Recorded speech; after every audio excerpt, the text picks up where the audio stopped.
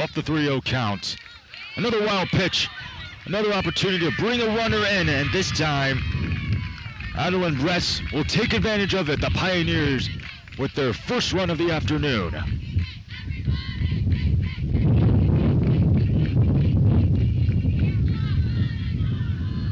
O'Connor walks in the process, so the runners are at the corners with 2 outs. And something to know about this Wheaton team is that there are a lot of wild pitches that have been thrown so far. In fact, Shyla Dozeman has 8 wild pitches this season, which is second in the CCIW, and then her teammate Dylan Watson, 13.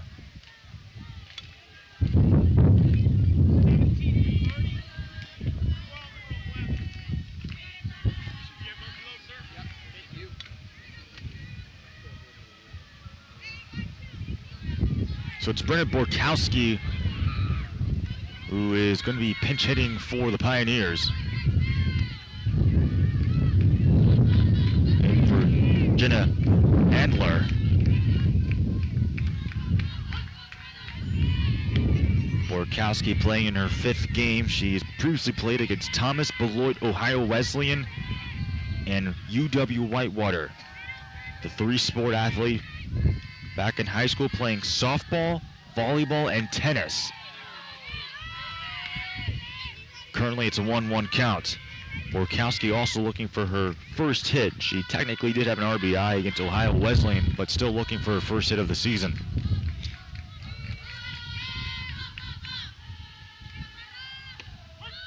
In there for strike 2. Dozeman just trying to get out of this inning, only giving up a run.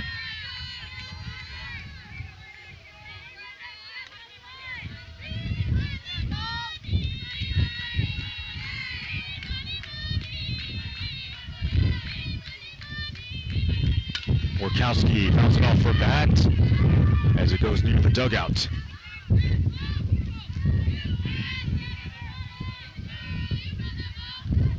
But Emma Shaw currently over at first base, and Michaela Grant at third.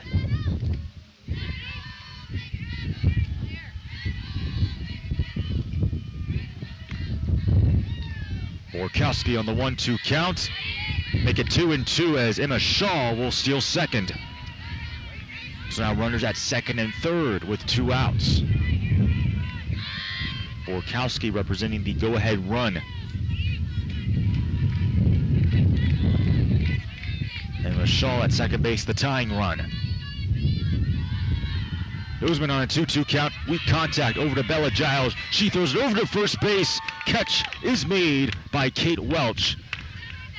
So the Pioneers don't put any runners after getting 1. It is 3-1 in favor of Wheaton, though.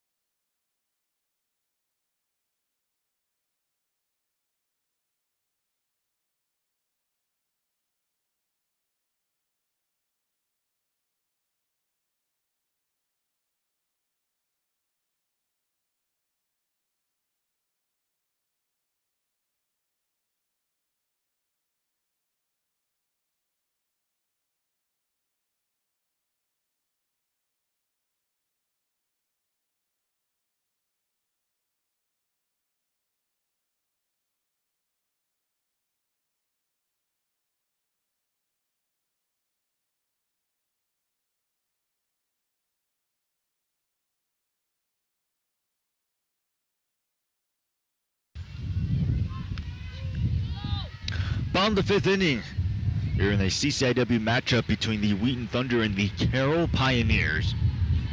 Wheaton in that last inning got in 2 runs off a 2 RBI single from Livy Figueroa. And then Carroll was just able to score the last half inning. To be up 3-1 is Wheaton.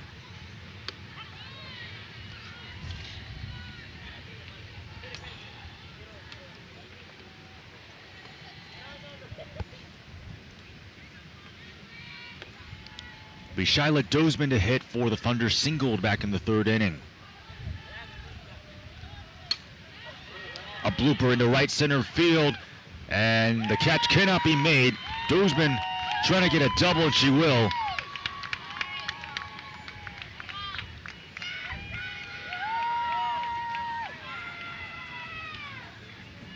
Shyla Dozman coming to this game with only 3 hits. She was 3 of 14.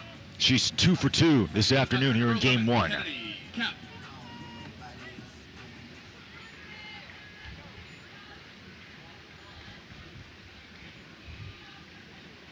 It's Kennedy Kemp to hit for the Thunder. Struck out in the third inning. She'll try a bunt. Trying to move over Shyla Dozman onto third base, but she is currently preoccupied at second.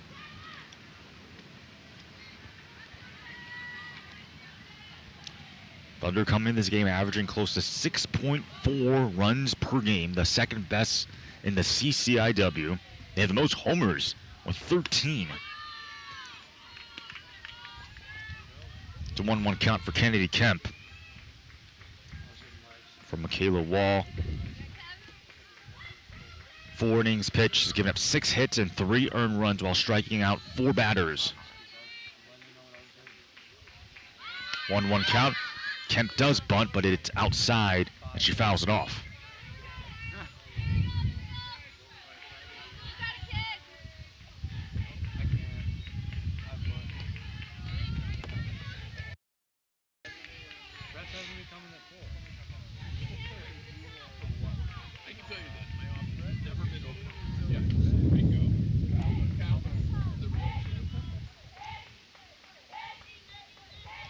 One-two count.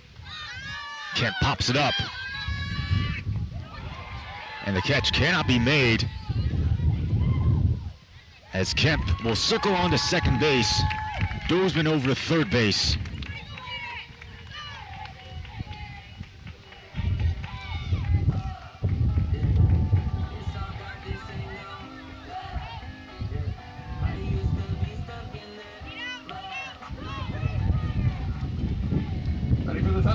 Jenna Angler had an opportunity to make the catch.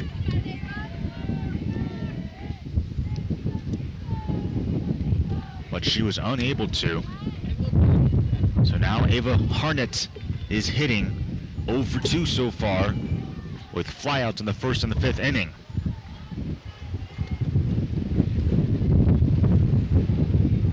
Wind is definitely picking up here at Ruth Leedy Field.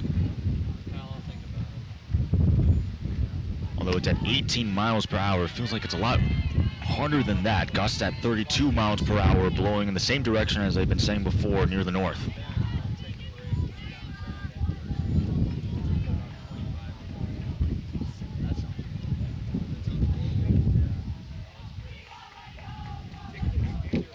One count for Harnett.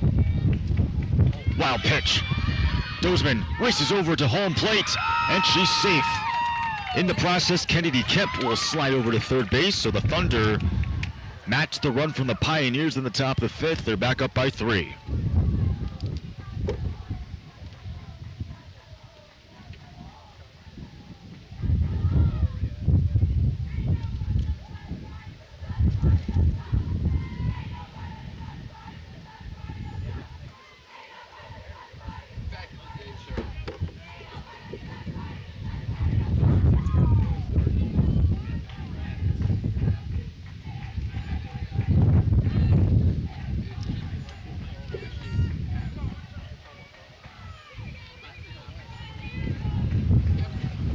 Harnett on a 2-1 count. She'll go for the bunt. Kennedy Kemp will score. Harnett, is she safe?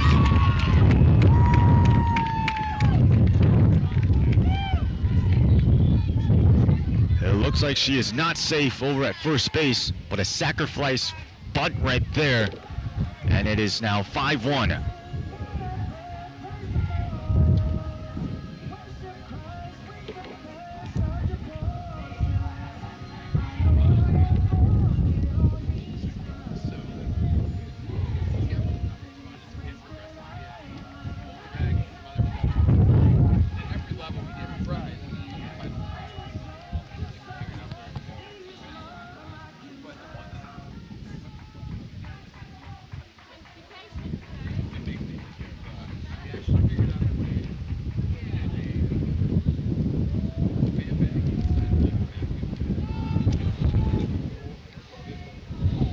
So Maya Daniels will be stepping in for Wheaton. She'll be coming in for Nori Kay. Wheaton leads 5-1 right now.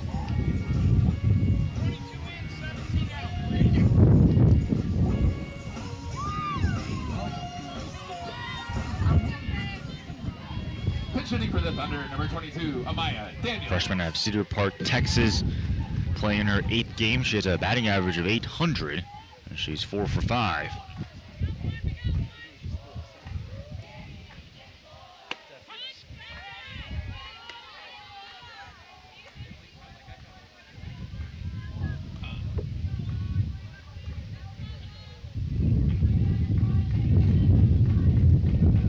For Maya Daniels, last time she played was against Wisconsin Lutheran. Fouls that one off her bat. The count is 0-2.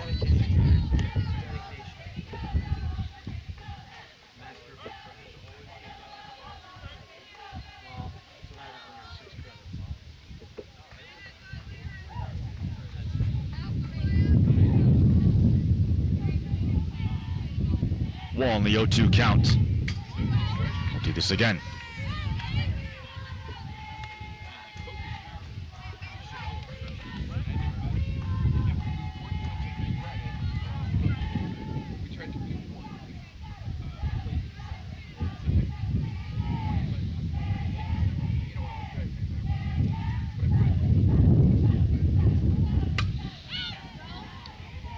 Contact sliced, and that one is fouled off.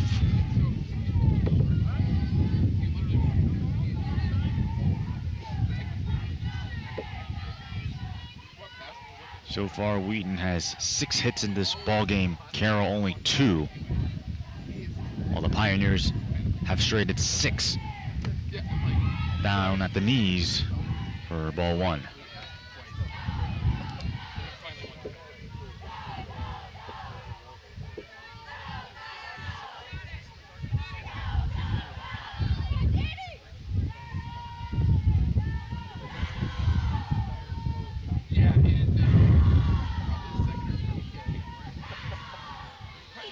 Daniels on a 1-2 count.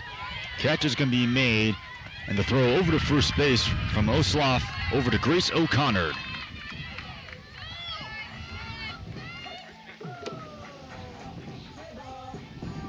Stepping up to the plate for the Thunder, right fielder, number 24, Abby Whitehead. Now Whitehead's going to bat. Homered in the first inning, singled in the 4th. Thunder bringing in 2 runs here in this inning.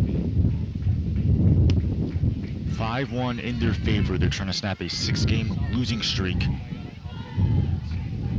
Their last one coming against Wisconsin Lutheran off a walk-off.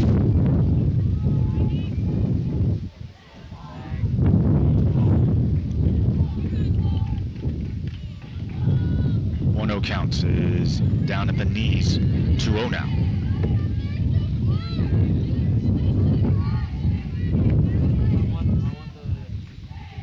Carroll and Carthage, the 2 only teams that have not to play a CCIW game, and I guess you can include Elmhurst as well.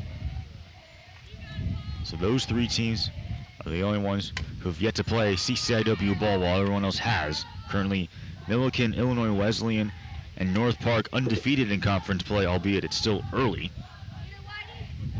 With Milliken and Illinois Wesleyan each with 14 wins on the season. 2-1 count for Abby Whitehead.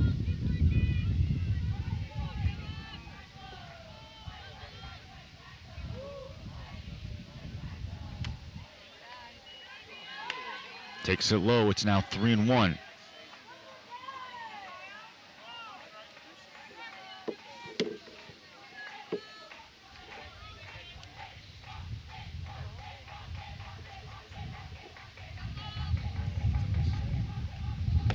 Whitehead settles for the walk.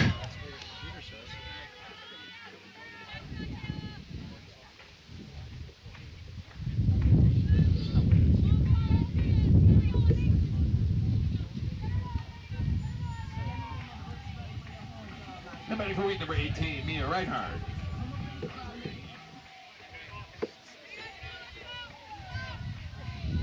Reinhardt still looking for her first hit of the afternoon. Struck out looking in the first, popped up in the fourth. That one blasted out into left field. Is it fair or foul? They're going to say it's foul, though. And Coach Fasari trying to plead her case that it was fair.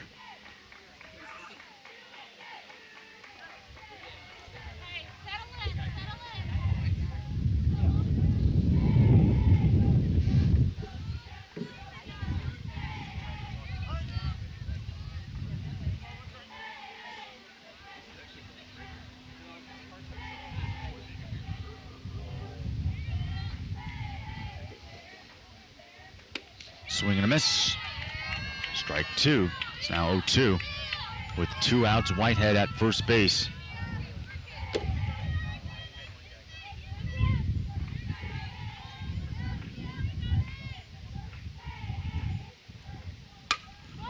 That one gets right through into left field. Base hit for Mia Reinhardt will keep the bottom of the 5th inning alive.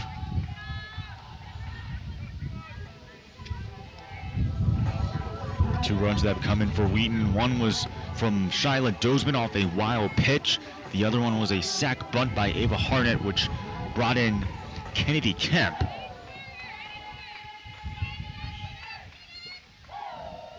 The batting for the Thunder, Kate Welch.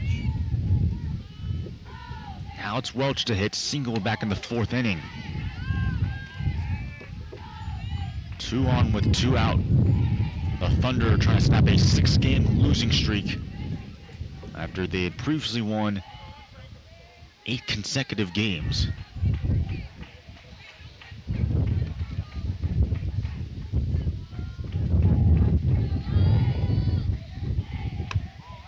And so far in this losing streak, Wheaton's averaging about, 2.2 runs per game, giving up close to 7.7 runs to the opposition.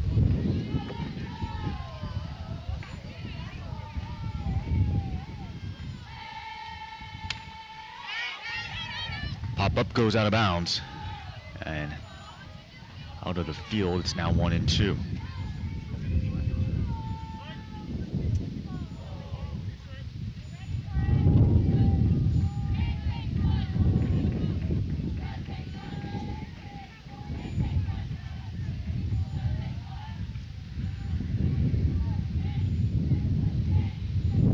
One-two count, weak contact. Right over to Hoagland, and she will throw it to Grace O'Connor for the 3rd out. Thunder, though, they bring in 2 runs. They're up 5-1, headed to the top of the 6th.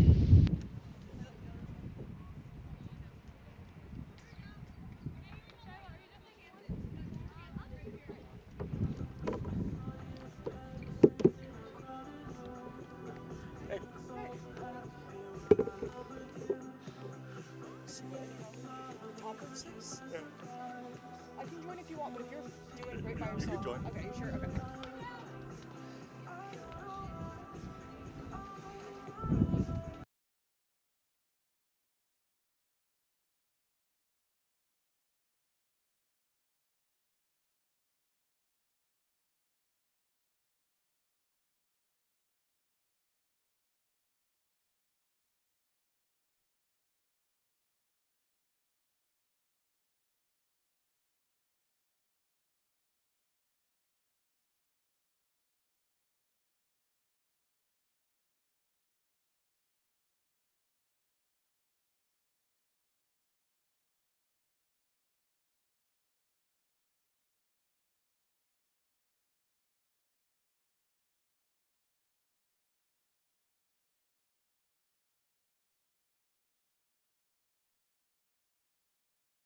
Kaylee Baker will be pinch hitting for for Carroll here in the top of the 6th inning. Senior out of Foxborough, Wisconsin, former transfer from Mount Mary, as Shyla Dozman continues to dish it out for the Thunder. 5 innings of work. Number 13, Kaylee Barker. Has given up 2 hits, struck out 4 batters, walked 3, and given up 1 earned run.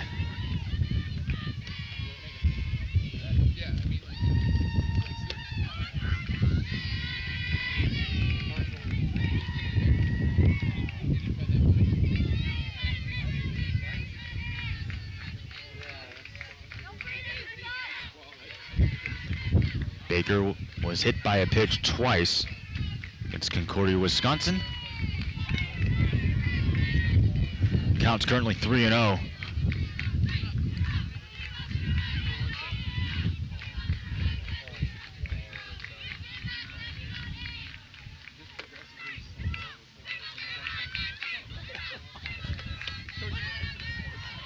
And they will say bottom of the knees, but strike one.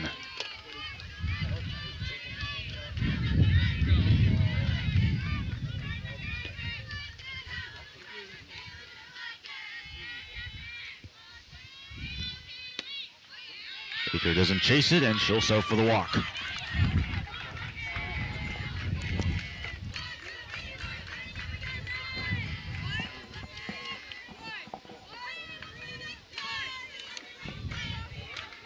Now Val Sloth to hit. Number 9, Cal Osta.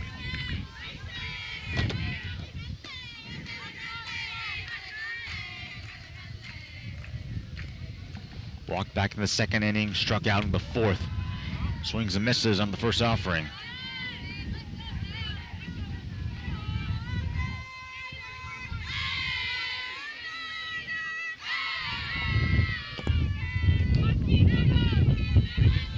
Carroll has been limited to only 2 hits, but they have settled for 4 walks.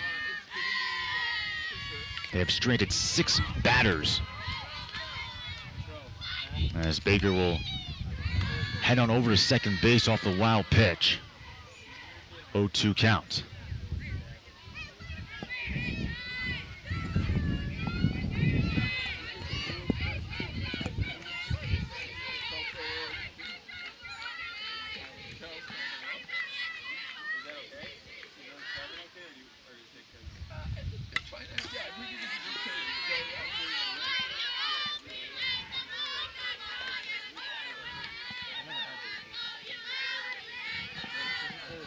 For Carroll, their only run of the afternoon came from Madeline Bretz off a wild pitch, but has been all Wheaton, scoring the first run off a solo homer.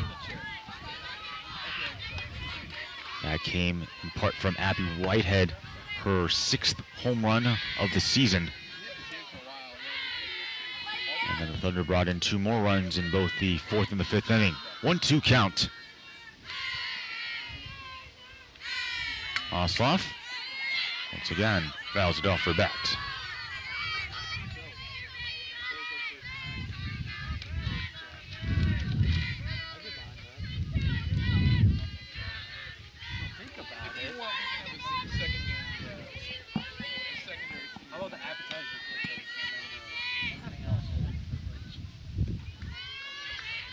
Baker on at first base. This has been a great battle between both hitter and pitcher right now. And it feels like the Carroll dugout is like, this is a big moment for them.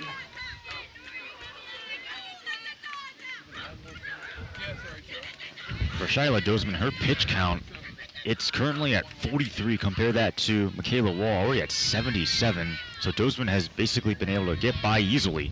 Swing and miss right there for strike 3. As Osloff retired for out number 1. Now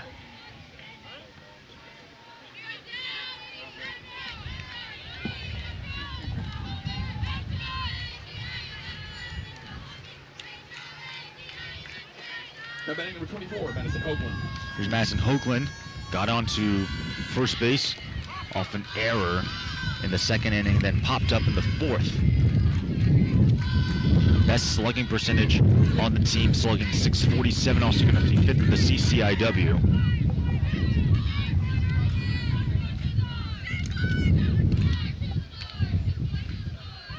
Carroll offense that has been mostly limited though this afternoon.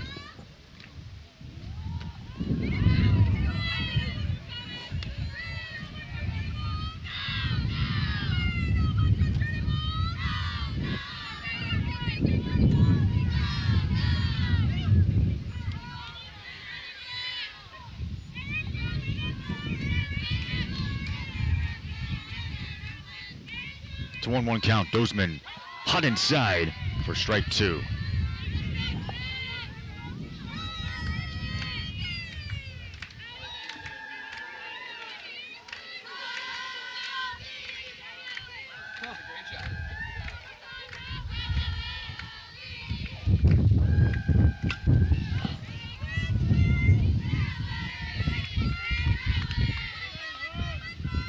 for Carroll, their first CCIW contest of the season. Wheaton has already played a CCIW match that was against Illinois Wesleyan on Friday. They were swept. Wheaton also trying to snap a 6-game losing streak after previously winning 8 straight. Their last one coming against Wisconsin Lutheran. Kang, a double play opportunity, out on second base, but safe at first. So Baker is out of the game, but Hoagland is safe over at first. Yeah, I thought that was the right play by King there, just to get the lead runner. Obviously, you did have the play at first, but instead of a runner in scoring position, you have a runner at first with 2 outs.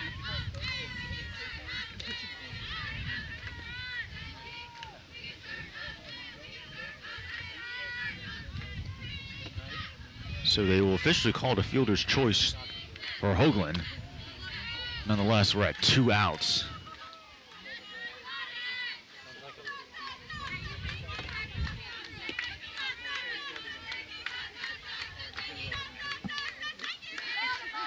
So now Kaylee Stanchina walked back in the 5th inning.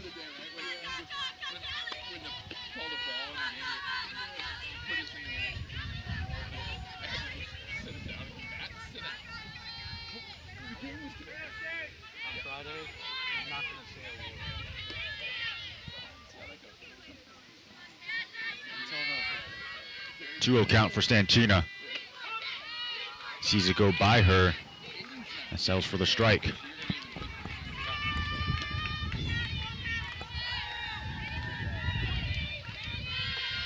Pioneers coming in this game 13-10 on the season. A season ago they finished 14-22. Trying to make their first CCIW tournament in 3 seasons. 3-1 count for Stanchina.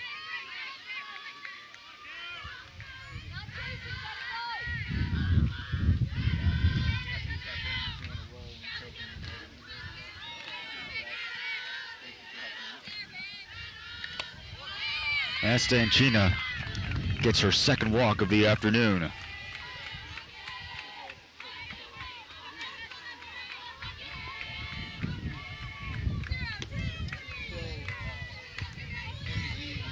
Jambuski, who has yet to record a hit this afternoon, 0 for 2 with 2 pop-ups, is hitting. Pioneers down by 4 runs here.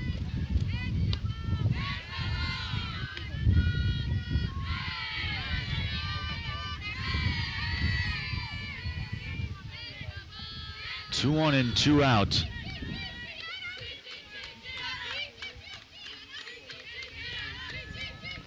Off the 1-0 count, Buski. Swing for that. It's now 1-1.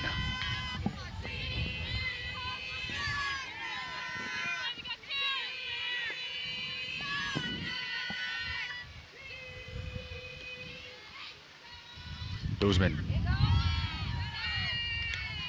It looked like a strike, but they're going to call it a ball.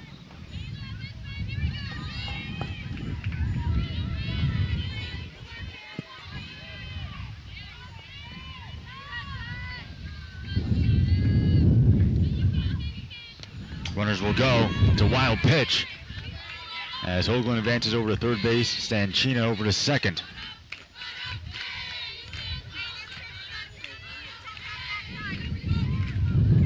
Wild pitch has been a bit of an issue for Wheaton in the sense that both Shyla Dozeman as well as Dylan Watson are in the top 2 in terms of wild pitches in the CCIW.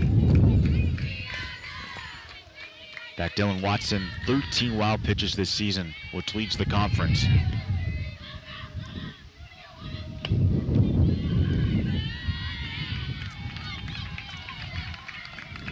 As Buski going to walk over, the bases are officially loaded. And this is a grand opportunity for Carroll to really get back into this ball game. Oh goodness, sorry guys, the wind right now.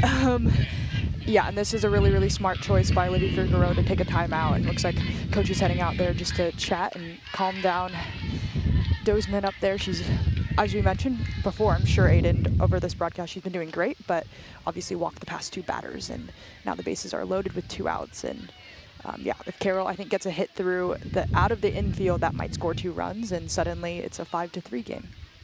Yeah, Shyla Dozeman, 5 2/3 innings, has given up only 2 hits. She's walked 6 batters and has given up 1 earned run while striking out 5, but this is probably the most pressing moment that she's been in. Other than that, she has cruised by with her excellent pitching and arguably some great defense from Wheaton. Yeah, let's hope you can get out of this right now. So now Abby Curtis, probably the most dangerous hitter, is back in. 28 hits this season, which leads the team 4th in the CCIW. She's batting .400 on the season as well. The 2-time second-team All-CCIW is 2 hits away from tying Annika Graves for most career hits in Pioneers history. She's at 155. But so far, other than the first inning where she got on through a fielding error, she's grounded out in the 3rd and popped up in the 5th. So technically still looking for her first hits. 0-1 count for Curtis.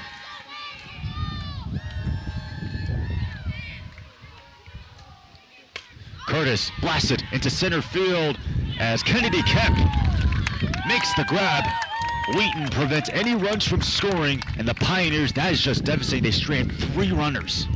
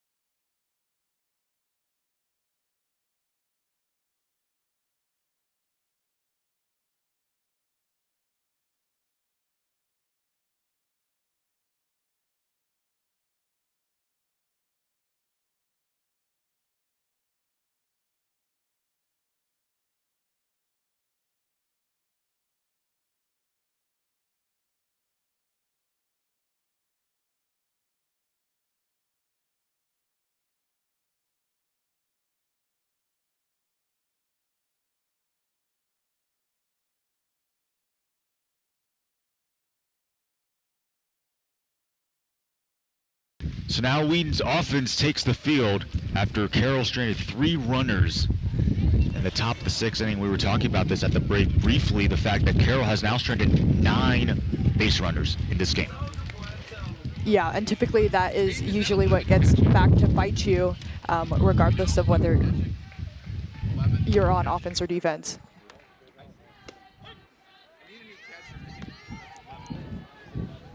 Strike called at the knees for Figueroa. Figueroa, a 2 RBI single back in the 4th inning.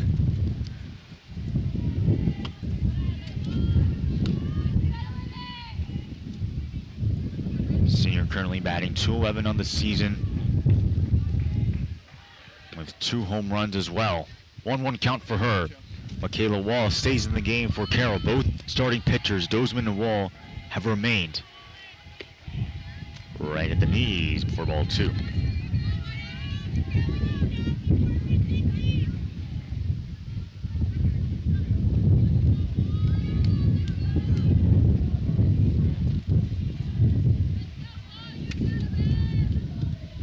Bella Giles is the on deck. Stanchina the throw over to first base. O'Connor retires Livy Figueroa.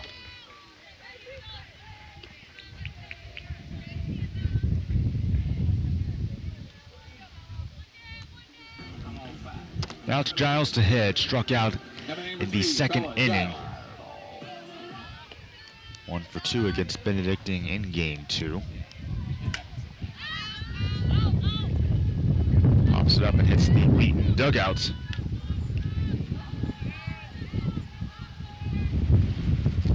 And these 2 teams will be playing approximately 30 minutes after the conclusion of game 1. Pioneers, this is their first CCIW contest. Wheaton to their 2nd after they played Illinois Wesleyan in a doubleheader on Friday. Swing and a miss for strike 2. Yeah, this would be huge for Wheaton if they could win. I was here on Friday, and unfortunately their offense just wasn't quite going, especially in the 2nd game against Illinois Wesleyan. So to get this win would be huge, and instead of going down 0-3 in the CCIW, you would go up 1-2. In there for strike 3. As Bella Giles caught looking, but also for Wheaton, they're on a 6-game losing streak. Yeah. After previously winning 8 consecutive games. It looked like the mojo was going in Wheaton's way. A win here, especially in conference play, would be massive. Yeah, for sure, Aiden. I was just thinking about that earlier today. Yeah, it seems like Wheaton's been going on a bit of 2 different runs. They had that 8-game winning streak, as you said before, and now been on that 6-game losing streak. So if they can maybe plateau somewhere in between, that would be great. Here's Dozeman 2 for 2 this afternoon with a single in the 3rd inning and then a double in the 5th inning.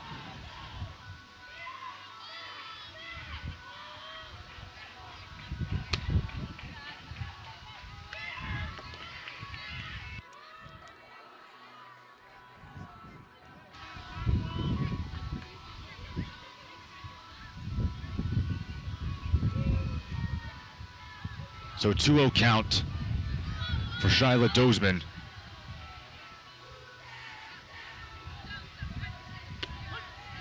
Decides not to take it and is called for strike 1. You can also make the case for Wheaton in that 8-game winning streak.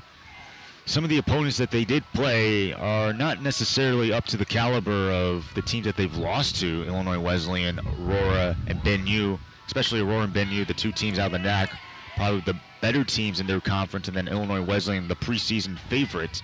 But Wheaton able to get those teams out of the way, and they have a chance to rebuild that momentum that catapulted on their 8-game winning streak.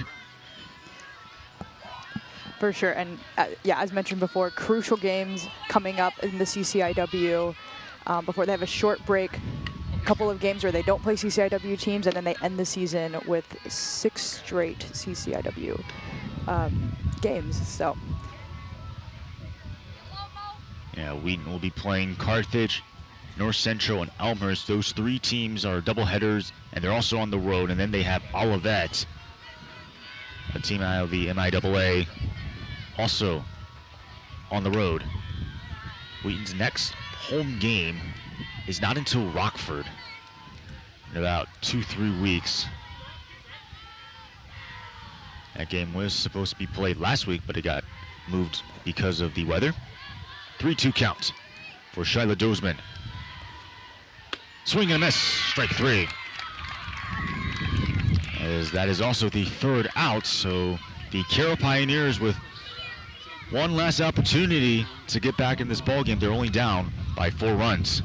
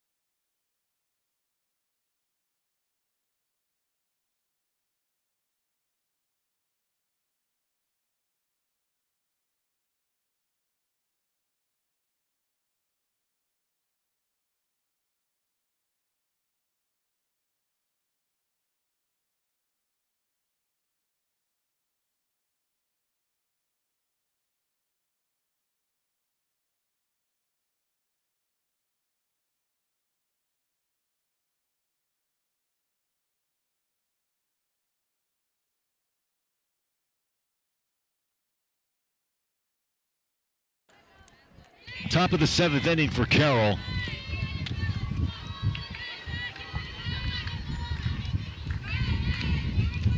Shyla Dozeman continues to stay in the game for Wheaton as a blooper out into center field, and it's going to be a leadoff base hit from Michaela Grants.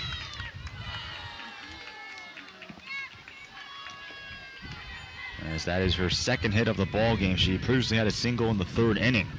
Now back to the Pioneers, number 30, Grace O'Connor. Grace O'Connor is now at the plate, singled in the 1st inning, walked in the 5th inning, and then struck out looking in the 3rd. Carroll again stranded 3 base runners in their last half inning. They have stranded a total of 9. Infield pop-up, and the catch cannot be made. But is the out on second base true? I think they're going to say yes, it is. So despite the catch not being made, they're still able to retire the runner over at second base in Grant. Now batting number 11, Jenna Adler. Yeah, tough play for Hartnett here. Hartnett here. That sun is pretty directly over where she was looking, but great recovery to get that out.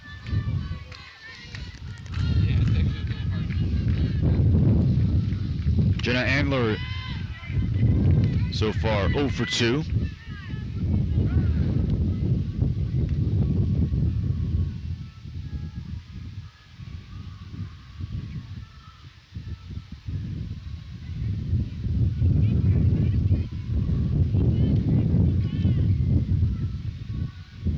It looks like the Pioneers are going to bring a pinch runner into the game.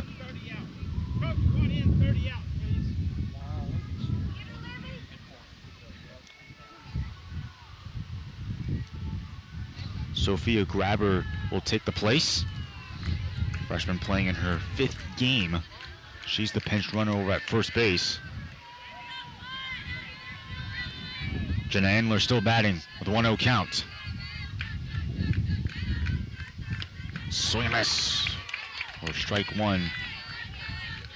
And Shyla Dozman looking to go for a complete game. So far, 6 1/3 innings pitched. 5 strikeouts, 6 walks. She's given up 3 hits and 1 earned run.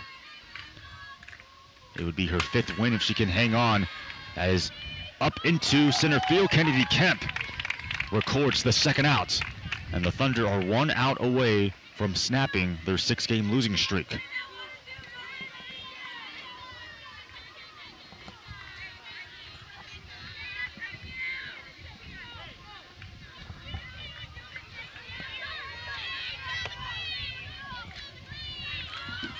Now Kaylee Baker walked in the 6th inning.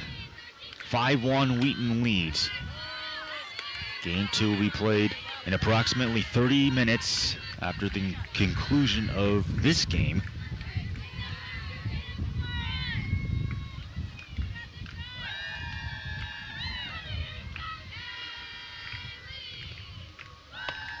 Baker sees it high for ball 2.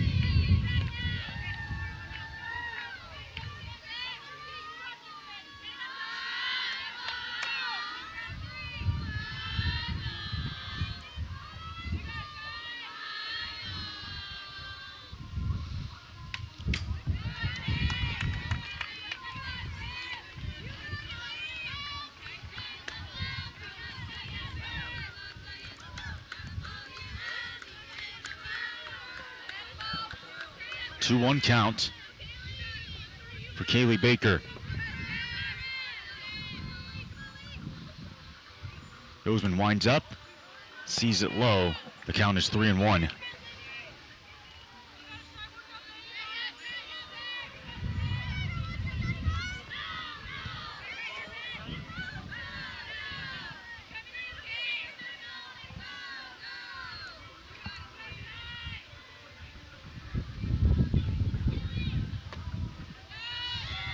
Looks like Baker will walk for the 2nd consecutive time, so the inning will continue. 2 on with 2 outs.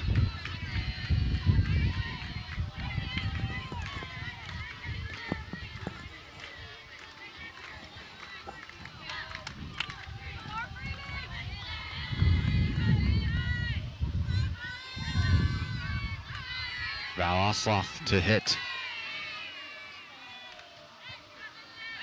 Struck out her last 2 plate appearances.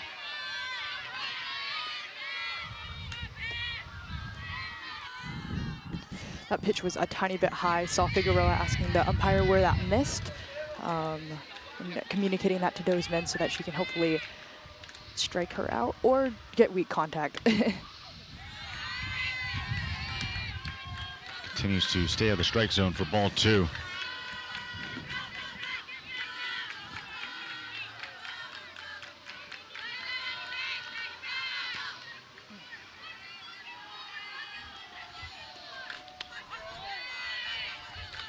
Say it touches the strike zone. First strike. And if Carroll does lose this game, I mean, I know it's 5-1. It seems a bit of a one-sided affair, but Carroll, they've had their chances. They've had multiple opportunities to make a stake in this ball game. As the count is now 2-2. Yeah, I think a sign of leaving runners on is not always as horrible as it looks, because it means you had chances. It's not like, as you mentioned, it wasn't like Wheaton completely shut them out. But obviously they've got to potentially be leaving this game pretty frustrated. 2-2 count, and that one will get into left field. They will not advance any runners as we are instead loaded up. 3 on with 2 out. As Carroll did not want to risk getting their 3rd out, so Grabber will stay over at 3rd. Baker moves over to 2nd base, and then Osloff just able to get that base hit. Technically her first hit of the afternoon. Yeah, we saw Dozeman work out of a bases loaded 2-out situation last inning, and let's hope that she can do that right now.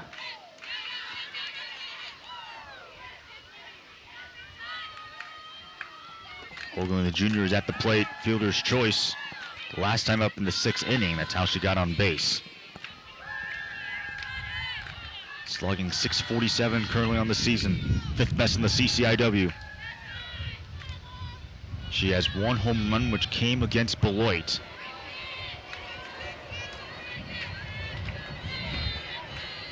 As the tying run currently at the plate. 0-2 count though.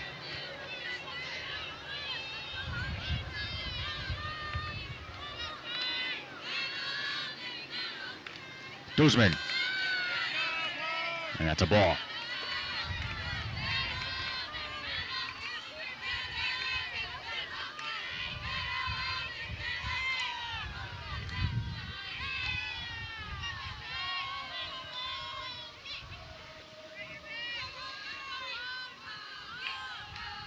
Hoagland a 1-2 count. In there for strike 3.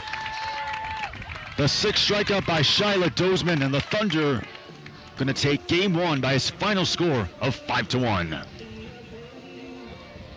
And we'll bring you the start of game 2 in approximately 25 to 30 minutes.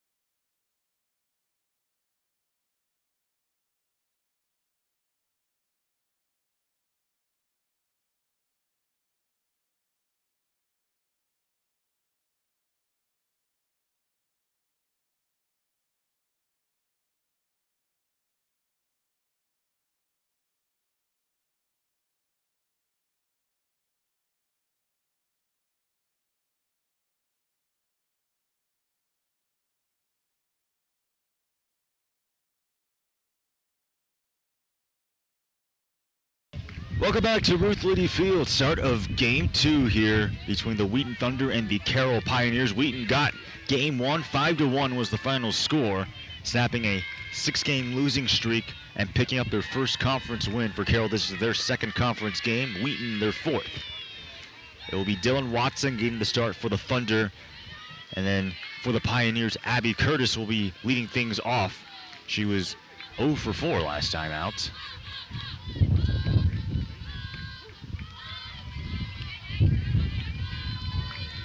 As we said before, at the top of game 1, Abby Curtis coming into this game with 155 career hits, the second most hits in Pioneer school history. She just needs 2 more to tie Annika Graves for the most hits in a single Pioneer's career, as Nori Kang throws it over to Kate Welch for out number 1.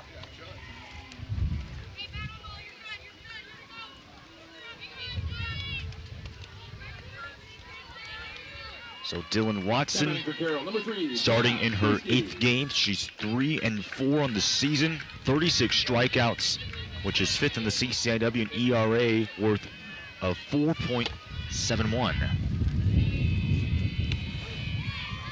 Yeah, she had a bit of a tough outing, her last outing, but I was really impressed with the way she still battled.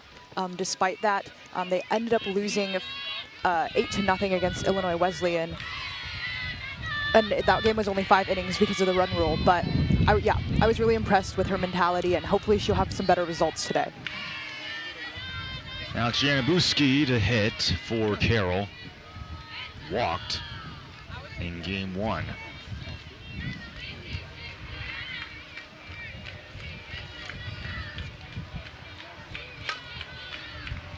That one gets up into center field. Kang tries to make the play over to first base, but it's not in time. It should be a base hit for Buski.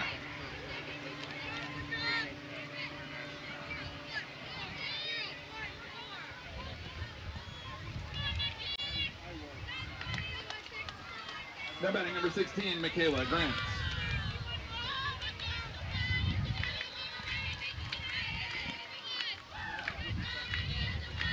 Here's Grant to hit for Carroll.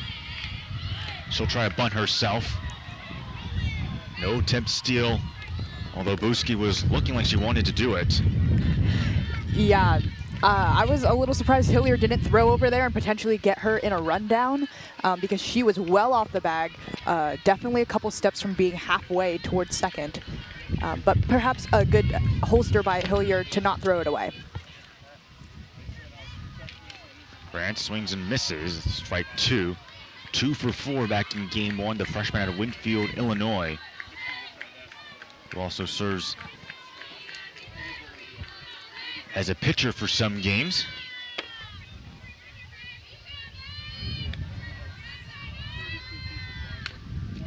Chops that one foul.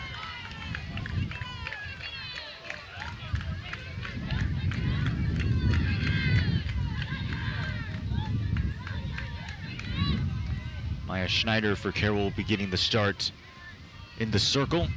We'll see her in the bottom of the first. 0-2 count.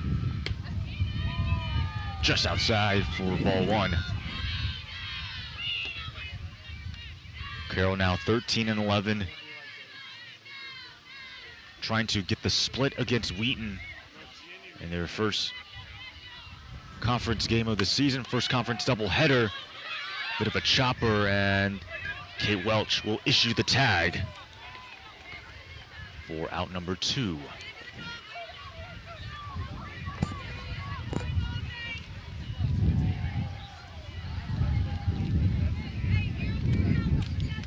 Now it's Grace O'Connor to hit, the freshman of Milton, Wisconsin, 1 for 3 and a walk in game 1.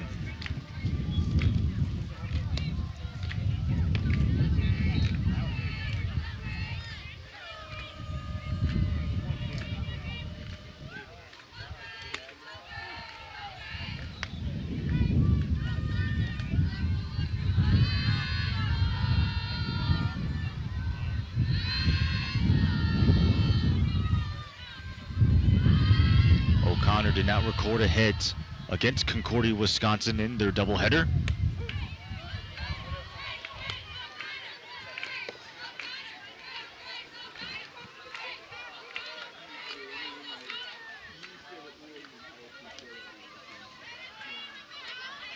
1-1 count with Buski on at second base. High and outside the zone for ball 2.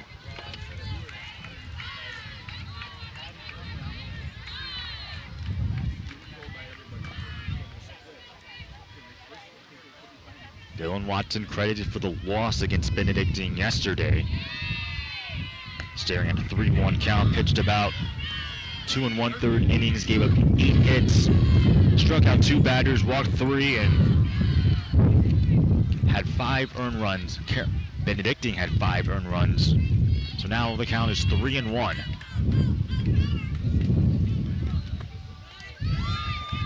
As the walk will be issued, O'Connor moves on to first base.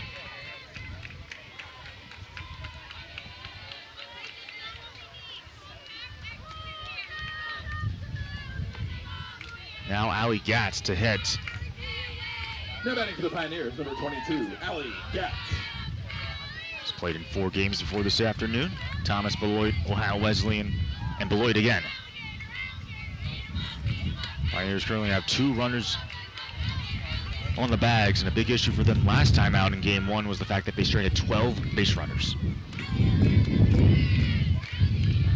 Yeah, and that's something they're definitely going to want to change about this game, and something that Wheaton will hope that they can continue. Wheaton, on the other hand, only stranded 3 as they made the most of their opportunities. They scored 2 runs in both the 5th and the 4th innings. 1-1 count for Dylan Watson. Swing and miss for strike 2. Gatz currently 1 for 4 in the season, batting .250, making her 2nd start of the season and her 5th overall appearance. On the 1-2 count, slithers outside for ball 2.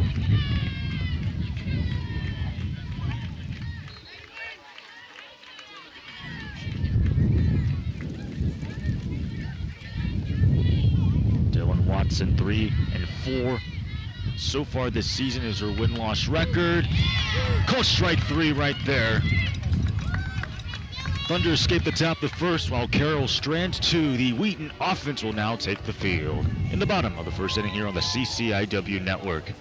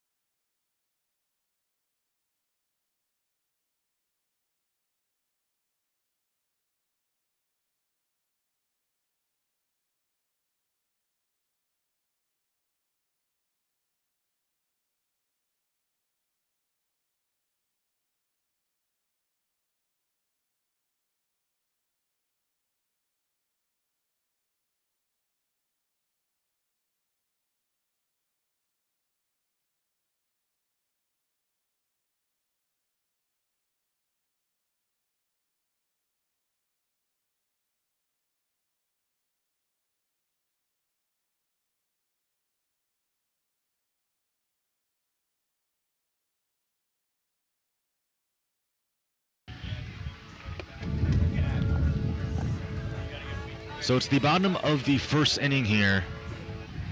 Leading off for the Thunder, number 5, Ava Hartnett. Hartnett will be leading off for the Thunder, had an RBI in game 1, freshman out of Winfield, Illinois. A Wheaton offense that can sure put up runs, averaging close to 6.4 runs per game, which is 2nd in the CCIW. They also draw the most walks at 104 walks total, which is 8th best in all of Division III. Of course, you might want to take that with a grain of salt, given that Wheaton did play Maranatha Baptist, where they walked a whole lot, over 10 walks in both games combined.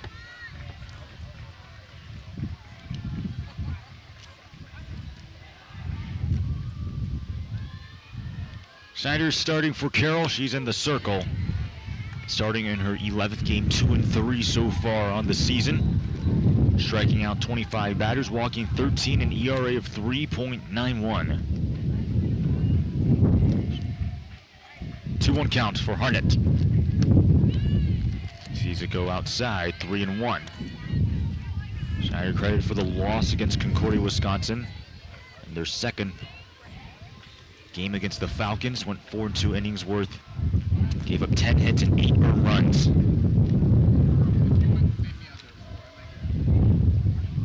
Harnett, and that's going to be immediately caught. Stan Chena makes the catch for out number 1.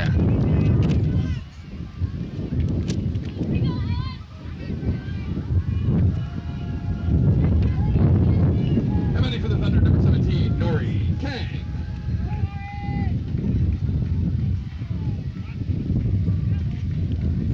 Here's Nori Kang for the Thunder. 0 for 2 back in game 1. But did walk twice and an RBI in game 1 against Benedictine. That one is up into center field, and it's going to be a base hit for Nori Kang.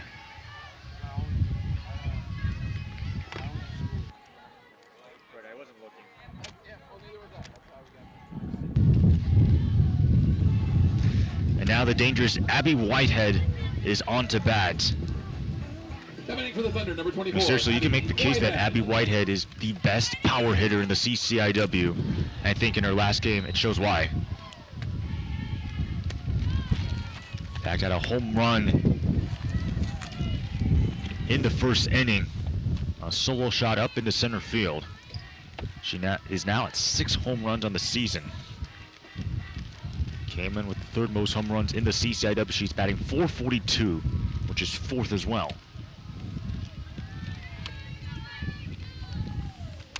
But I mean, last year slashed .380, .425, and .650 and had 7 home runs. I mean, she's on pace to absolutely shatter that mark.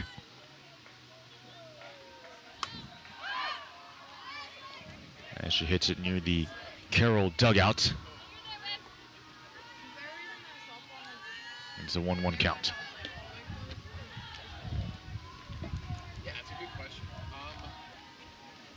Yeah, Whitehead has also walked more than she struck out, which is quite impressive too.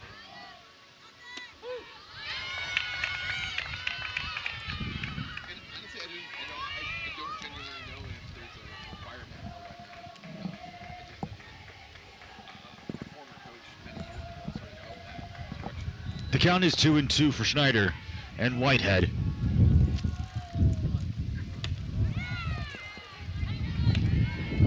That one outside the strike zone, loaded up at 3-2.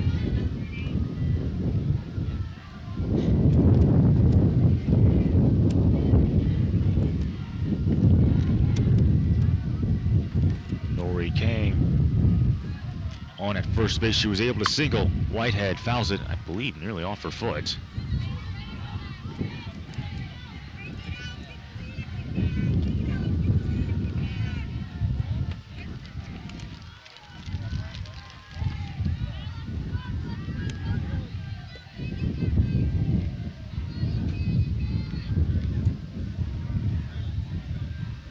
Had 7 hits in the game 1 against Carroll, while the Pioneers recorded 4. 3-2 count for Whitehead. Makes good contact. It's right over to Osloff, and throw over to first base. She's safe. So Abby Whitehead is going to try to go over for second base while Nori Kang was out, and it caught everyone completely off guard. Base running by Whitehead. The ball is not dead until the umpire calls time, so she took advantage of that, and now she's in scoring position with Kate Welch up.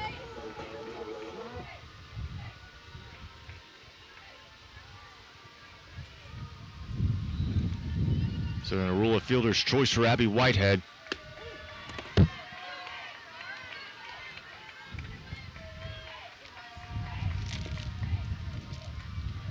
Welch was 1 for 3 in game 1 against Carroll. Sophomore out of North Branch, Michigan. who's batting .300 on the season.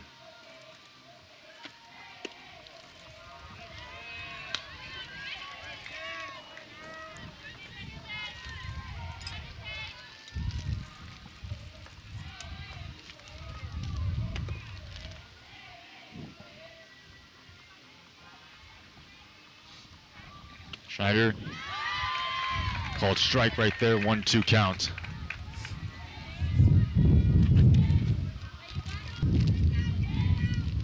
Really nice off speed. She also threw some nice off speed to Whitehead. One of them a called strike, and Abby was ahead on that last one. Bit of a shallow infield pop-up that's going out into left field as the catch will be made by Abby Curtis for the third out. Deadlock at none all headed into the top of the second here in Game 2 on the CCIW Network.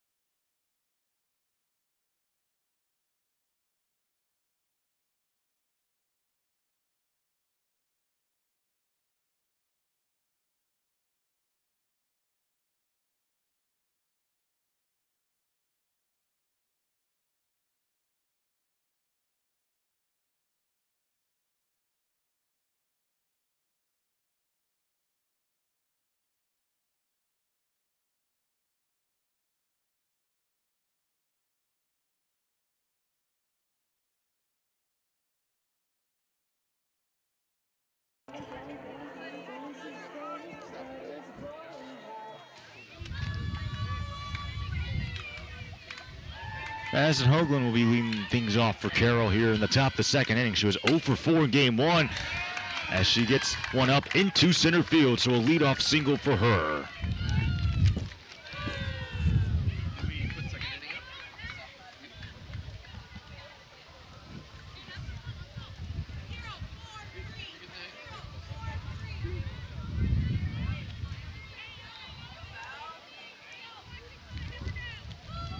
Number 9, Val Ossoff. Here's now Val Ossoff, 1 for 3 and a walk in Game 1. The senior Genoa, Wisconsin, former transfer from Wannabe's Community College. She tries to go for a bunt. You're friends with his wife, is that? That's so weird. Hoagland still at first base.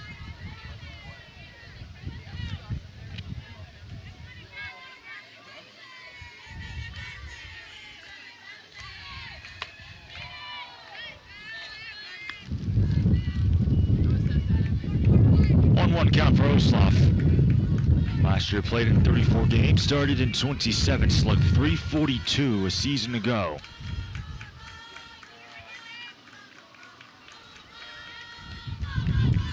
Playing in her 55th game as a Carroll Pioneer.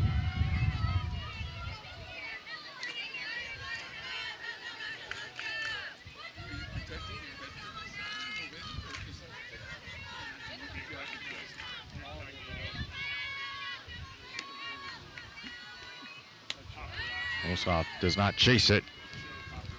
Count is 2-2.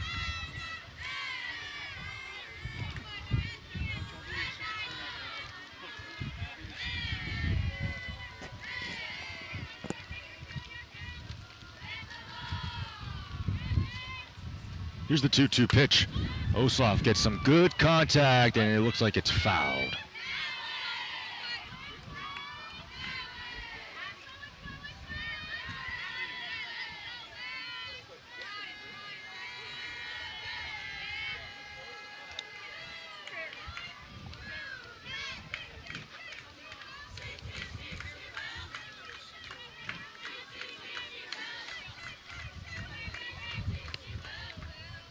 Two-two pitch again, down at the knees, all loaded up at 3-2.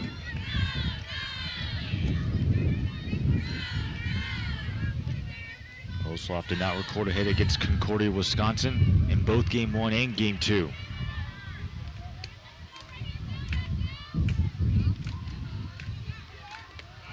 Ossoff gonna get the walk. So now 2 runners on and nobody out. nice at bat by Osthoff to be patient. We've seen Watson can struggle to find the strike zone sometimes, and unfortunately lost her after going up 1-2 in the count and eventually walking her. Jenna Andler will hit for the Pioneers. 0 for 3 in game 1 against Wheaton.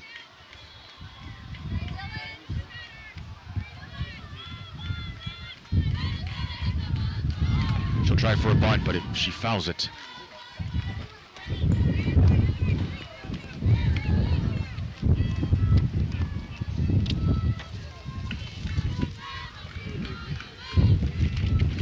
The wind's starting to pick up some steam. It's currently 68 degrees. It is blowing 18 miles kind of to the northeast with gusts at 33 miles per hour. So somewhat same conditions as game 1, as that one is into left field. The bases are loaded. Coach Hess does not want to send anyone just yet. What a grand opportunity for Carroll.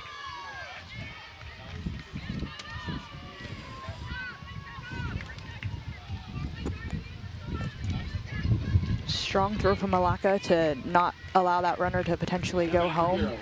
And hopefully Watson can cook up something like a double play, a triple play, something on the ground, or a strikeout, something to get an out. Now, Callie Stanchina, who walked twice, is going to bat.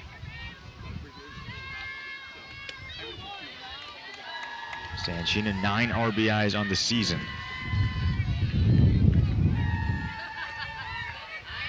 Batting 179 as well. 2 for 4 and an RBI against Beloit. Trying to bring some runners home. Stares at it and lets it go by for ball 1.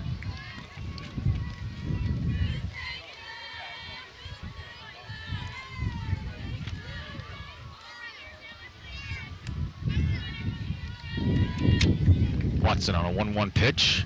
That one tucked high and away for ball 2.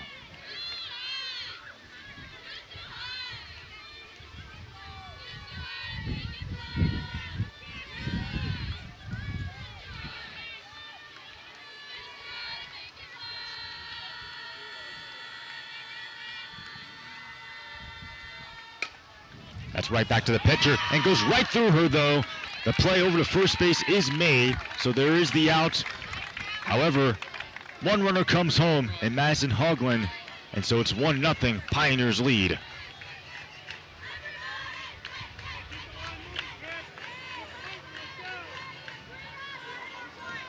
Yeah, the ball was hit pretty sharply up the middle. Watson unable to quite get that glove all the way down to the ground.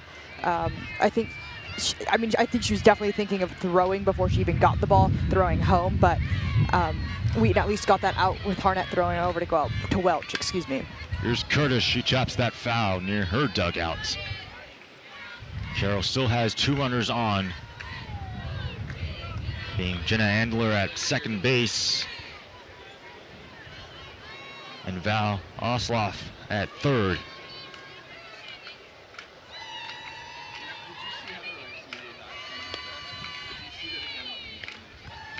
Abby Curtis, 2-time second team All-CCIW last season and the season before that. She had 44 hits, which led the team a season ago.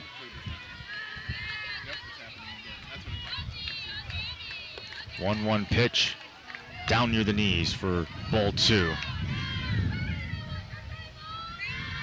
But she also has the most career stolen bases with 66. In Pioneers history. And will that stay fair? It will. Here comes 1 run and another run. It's going to be a 2 RBI double for the Pioneers. Osloff and Andler are safe. What a play made by Abby Curtis. She is now 1 hit away from tying Annika Graves for the most hits in Pioneers school history. Yeah, that was a really nice piece of hitting, able to slap that ball opposite field down the left field line. Malaka also unable to fully corral that before trying to throw home. I mean, this is what Carroll wanted the last game and what they needed, and they are starting to break through here against Wheaton. As we said before, the Pioneers left 12 on base. They stranded them all. They were really unable to take advantage of the fact that they had people on base. But here, basically emptying out the bases with a 2 RBI double from Abby Curtis. And it looks like Wheaton will be making a change. Kennedy Kemp will enter the game for the Thunder.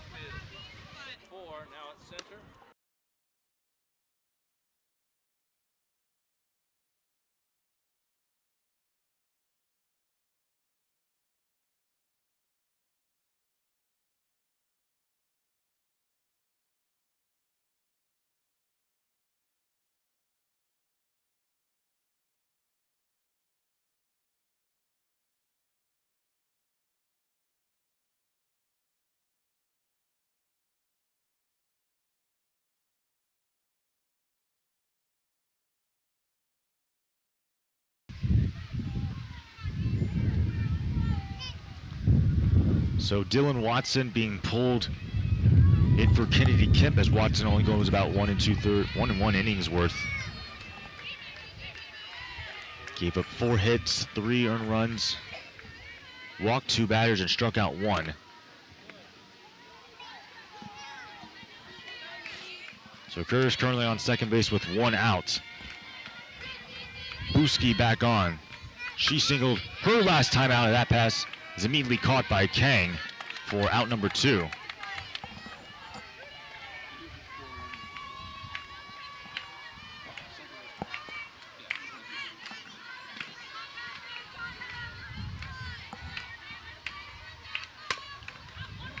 It goes right back to Kennedy Kemp, and she'll toss it to Kate Welch for out number 3. Nonetheless, Pioneers put up 3 runs in the second inning. They're up 3-0 over the Thunder here in game 2. Oops.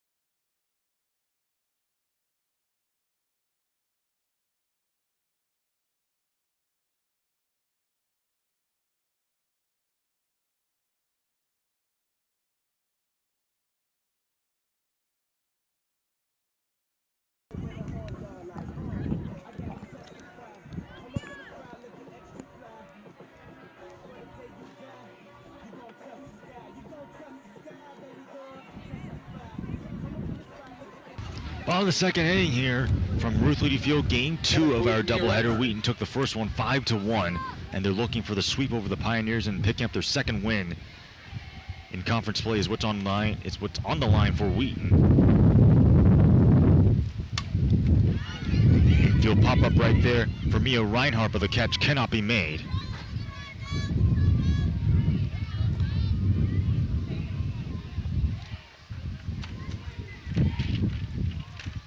As Maya Schneider is still pitching for Carroll.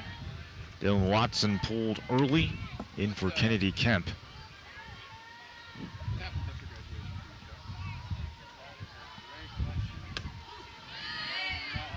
Second pitch in there for strike 2 to 0-2 count.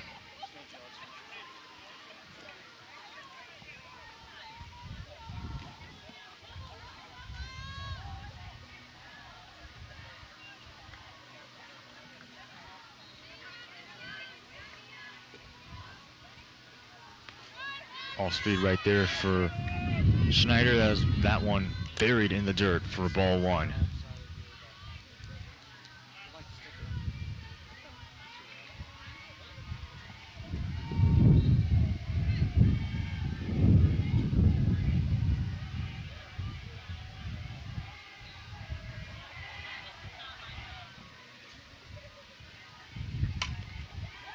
That one is going to be hogged in by Hoglin, and she will throw it over. She cannot make the play over to first base. So it's going to be a base hit for Reinhardt.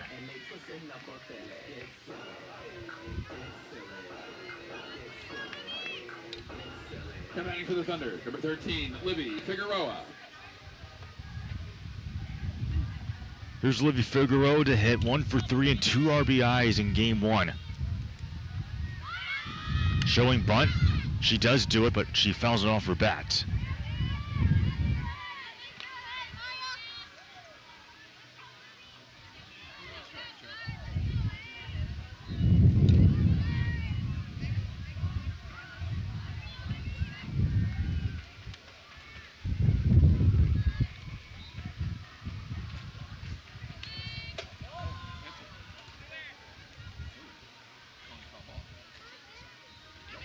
And they're saying the pitch hit Livy Figueroa, so she will advance over to first base.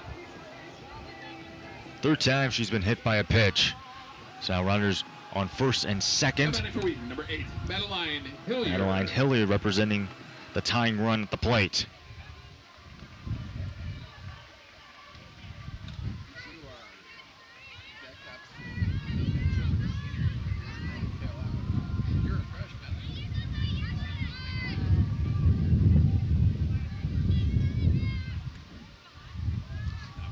Hilliard 0 for 1 back in game 1. She shows bunt, and she does do it. The throw over to first base is way off target. Here comes in a run. Livy Figueroa also wants to score herself. Is she safe? She is not safe. So only Mia Reinhard is able to score successfully. It's 3-1 with 1 out. That was a nice bunt by Hilliard, forcing the third baseman to make a bad throw, but shout out to Carroll's catcher. This is exactly what you want to do. She got the ball and blocked Figueroa off from that base path, which you're allowed to do with her body and her foot. Figueroa would have had to go over her foot to hit the to hit home plate. So really, really nice play from both sides.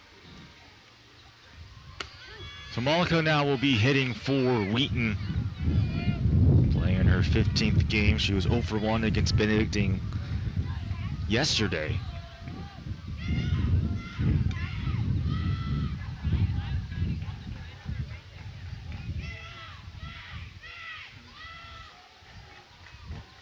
Schneider, off speed right there, in for strike 2. As Malika falls behind early with an 0-2 count.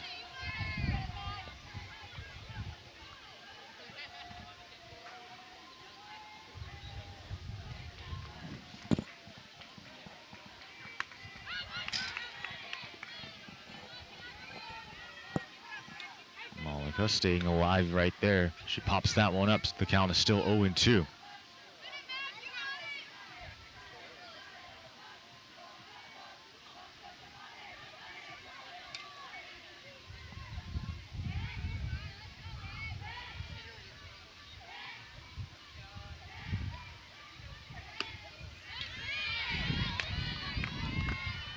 Won't stay in for ball 1. Schneider, a season to go. Played in 18 games. 0 for 3 was her win-loss record. Struck out 9 batters. 3.50 ERA. Another off-speed pitch that goes high for ball 2. Kennedy Kemp is the next batter up if she does get her chance.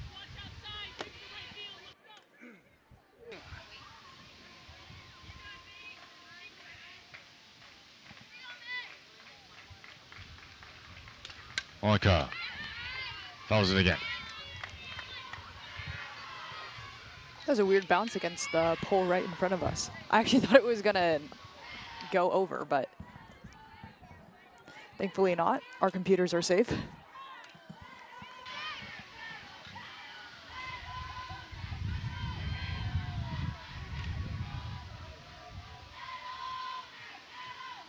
Here's the 2-2 pitch that is grounded to the dirt as Hilliard is going to scoot on over to second base off the wild pitch.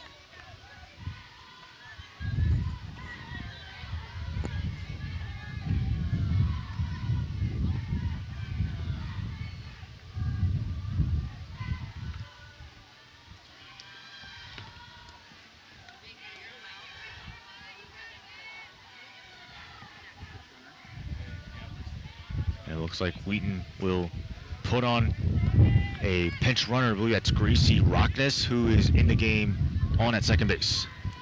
Pitch running for Wheaton at second base. Number 1, Gracie Rockness. 3-2 count.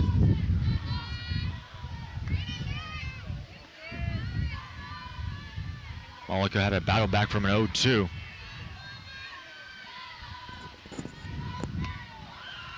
As that remains outside for ball 4.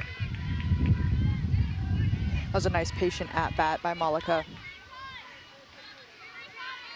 Now batting for Wheaton, the pitcher, number 11, Kennedy Kemp. It's Kennedy Kemp to hit 0 for 2 back in game 1.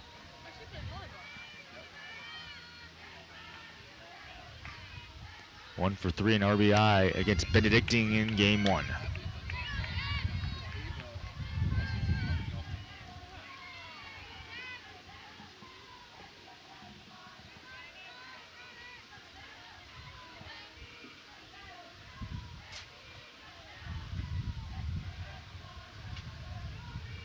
Schneider, contact up into right field. Coach Fazzari is going to keep all the base runners intact, so it is loaded with only 1 out. Nice hit going the opposite field for Kemp, and I think Rockness didn't get the best read on that, which is why Coach Fazzari didn't send her home. Now batting for Wheaton, number 5, Ava Hartnett. There's Hartnett to hit. Popped up back in the first inning.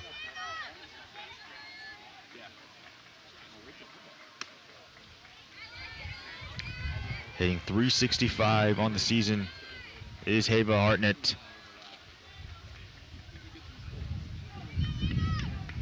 Two-sport athlete here at Wheaton, also playing golf. She shows bunt, but it's fouled.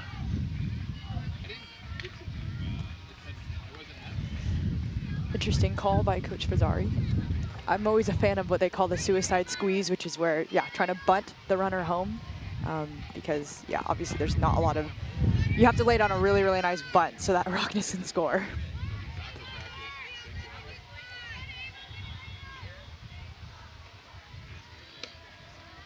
Chooses not to chase it. It's now 2-1.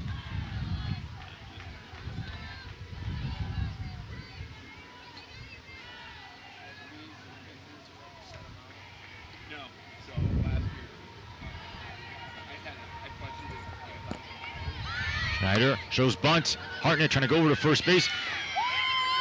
The play to home is in time. So Rockness not able to score. Bases are still loaded with 2 outs now. Yeah, for those, the third baseman just made a really, really nice read on that. And to lay down a suicide squeeze bunt is probably one of the hardest things to do in the sport. Because everything just has to go right, and unfortunately for Wheaton, everything did not go right. It was probably a good bunt, just not if you're trying to score someone from third. I would have tried to bunt it up the first base line. So now it's Nori Kang, who singled back in the first inning.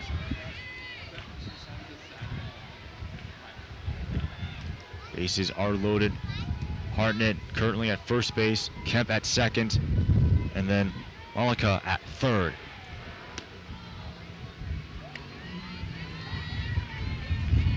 Currently a 1-1 count.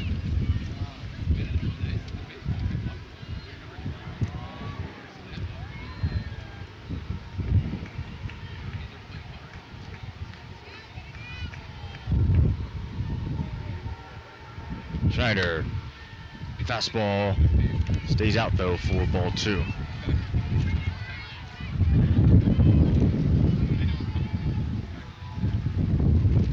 This feels like a pretty good opportunity for Wheaton to respond after, giving up those 3 runs in the top of the inning.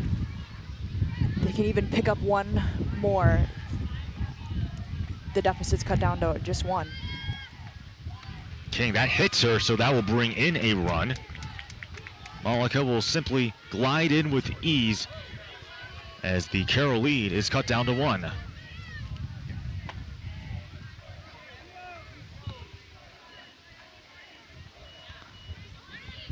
Now the ultimate matchup, what you want to see, Abby Whitehead and Maya Schneider. Whitehead got onto first base with a fielder's choice.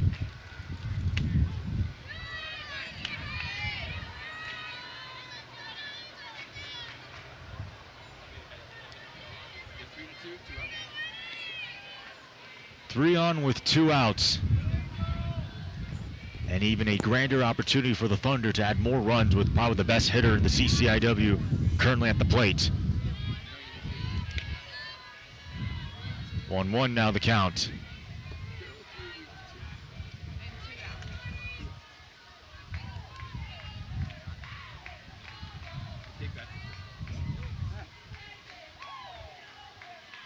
Schneider, that one hits Abby Whitehead, and they're going to say it's a foul ball. Took that right off of her foot. Blue giving her some time.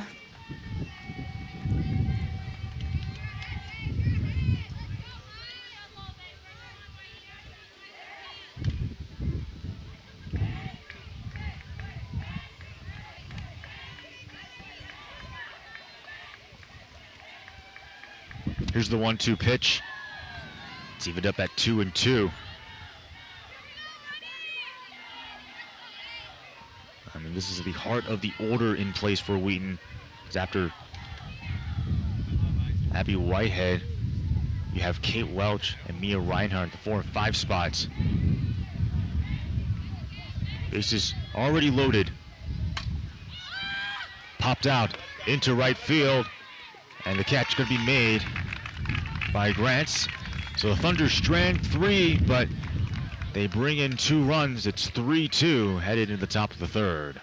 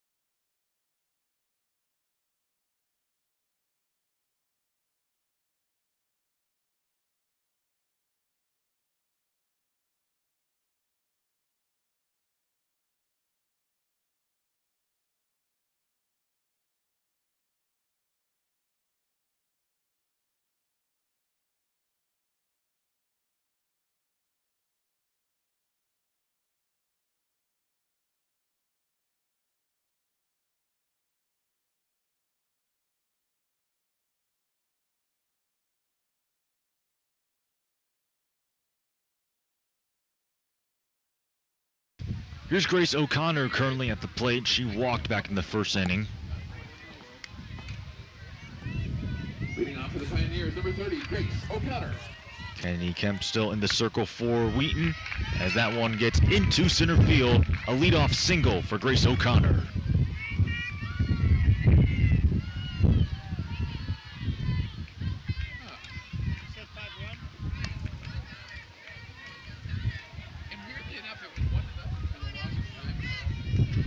Ali Gatz now to hit.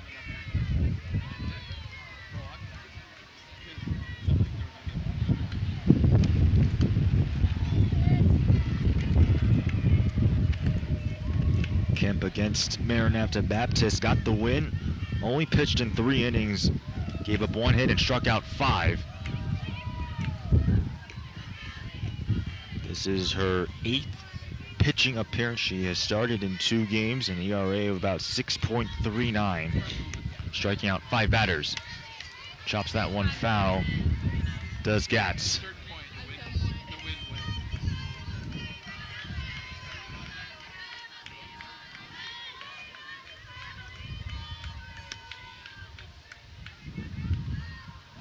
One-two pitch. That one shot into left field, so back-to-back singles from the Pioneers. 2 on and nobody out.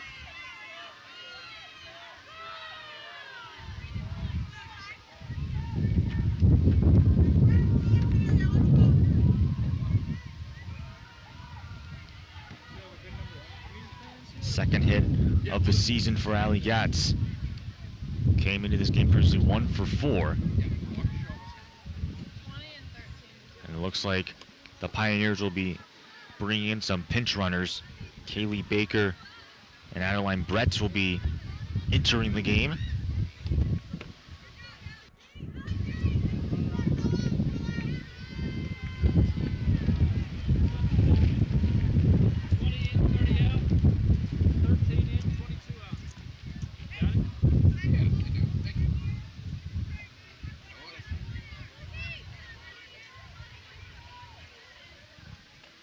Madison Hoagland is now in. Singled her last time out in the second inning. Swing and miss on the first pitch.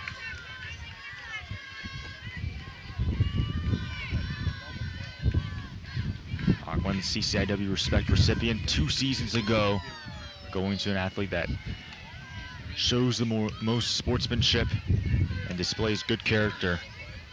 Given to one player per team within the CCIW. 1-1 count now. Last season, hit 162 and slugged 250. This season, she's at 333. That's her batting average, and she's slugging 647, 5th best in the CCIW. It's a 2-1 count. Blooper up into center field. The Pioneers a chance to bring some runners home, and they will try to do that. Bretz gets home safely, and the Pioneers are up by 2. 3 singles in a row for Carroll. At that time, an RBI single for Madison Hoagland.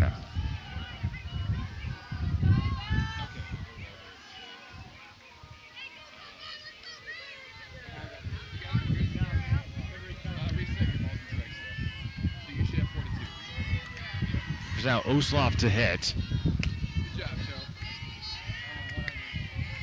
She walked back in the second inning, 1 for 3 and a walk in game 1.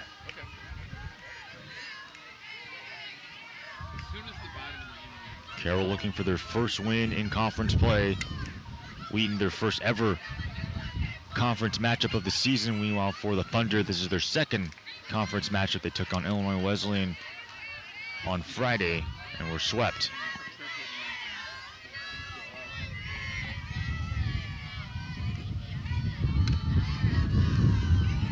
Off speed, goes at the dirt. Runners do not want to advance.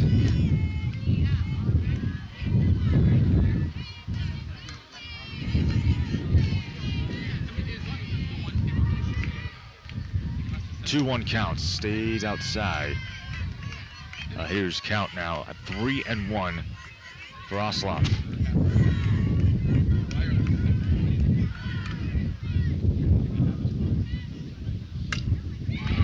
Another shot into center field.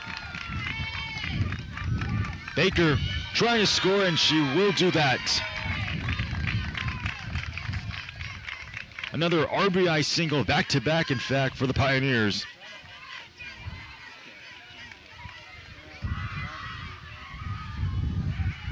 Yeah, they're just seeing the ball really, really well. Just solid hits and some nice base running. As Coach Fazzari calling time.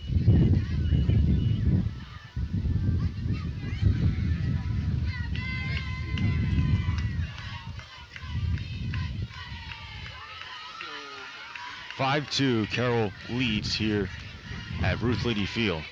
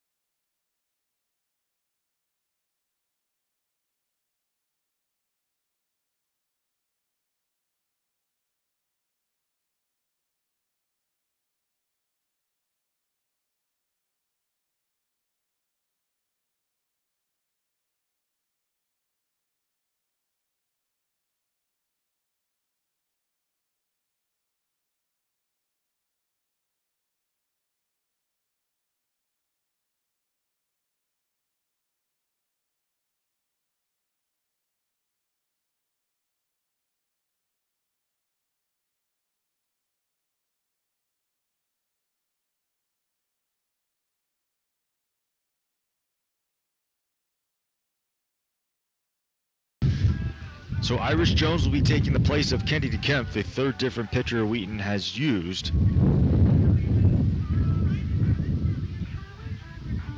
Jones did pitch against Benedictine, went about 2/3 of an inning, but was credited for a win against Wisconsin Lutheran. Pitched about 1 1/3 innings in that game, gave up 1 hit, had a strikeout, and only 1 earned run. As Carroll, they're up 5-2. And Stephanie, what are some things that you've seen from Carroll in game 1 and in game 2? Sorry. I only was able to catch the end of the Carroll game, but as we mentioned before, they were just leaving so many runners on base.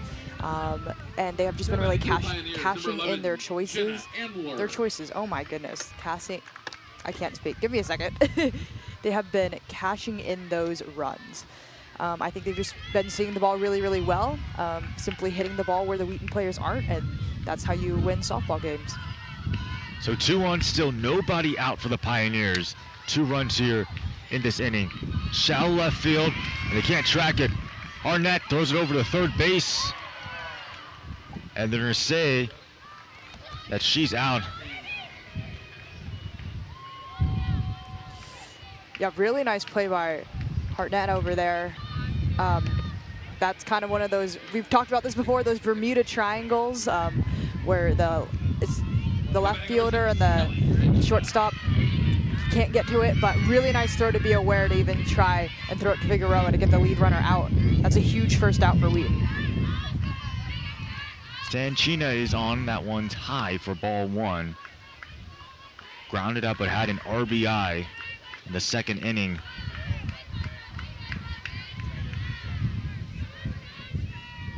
So Osloff currently at second base, Andlers at first. The Pioneers hanging on to a 3-run lead. That one popped up near the Wheaton dugout. The catch cannot be made.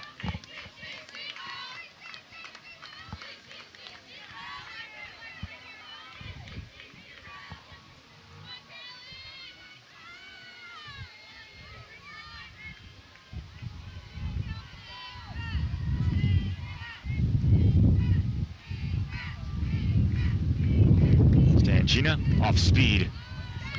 Chooses not to chase it for ball 2.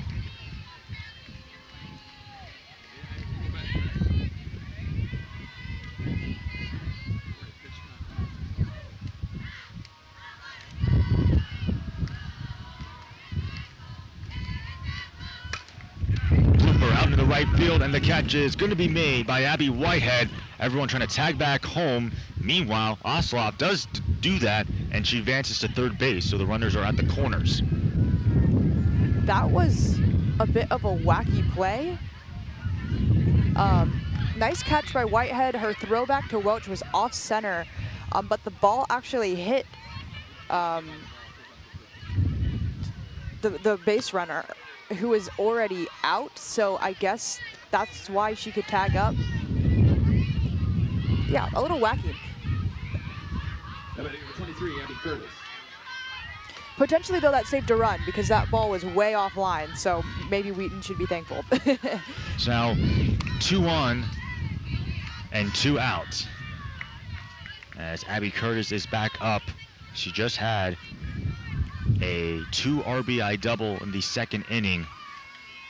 One more hit will tie her with Annika Graves for the most career hits in Pioneer school history. 0-1 count.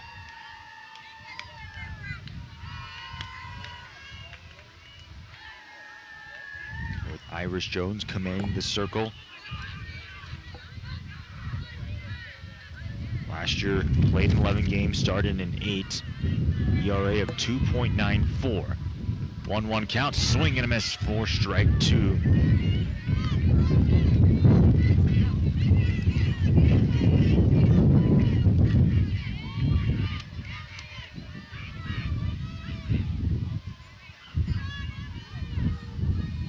One-two count for Curtis.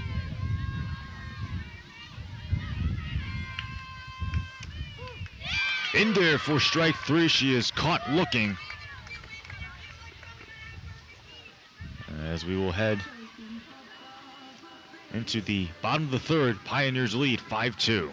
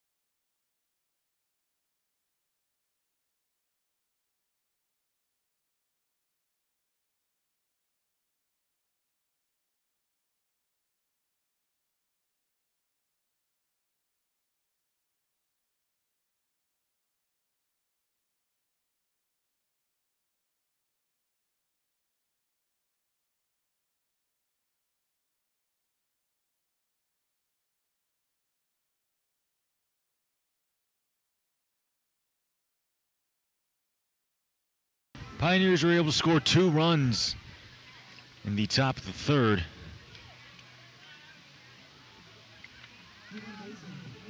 One was off an RBI single by Madison Hoglard.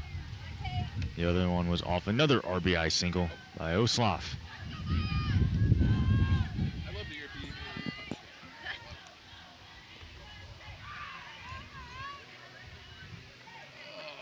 Nice job by Iris Jones last inning for Wheaton, doing what Kennedy Kemp had done the inning before for Dylan Watson of escaping the trouble.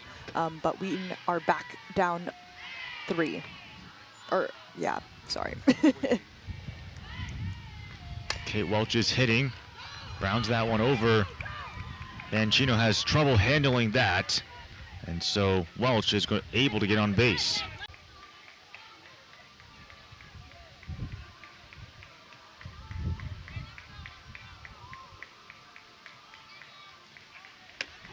Reinhardt singled last time up, back at the second inning. 1 for 3 in game 1 against Carroll.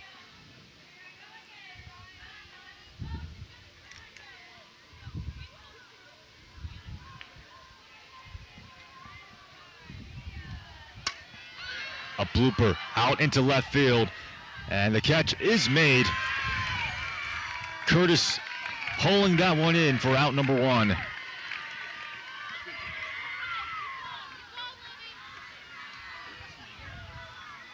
Nice grab in left center. She had to run pretty far to get there. And how hard would you say those catches are out into left field as well as right field? Number 13, Libby Figueroa. Yeah, I'd say pretty decently hard. You have to make sure that you're not going to overrun it. And the wind has died down a tiny bit, so that probably helped her be able to read that. But, I mean, yeah, off the bat, that looked pretty good, but really, really nice read. Figueroa into center field, and it will fall. So she will get on base. Bella Giles also moves over to second base herself.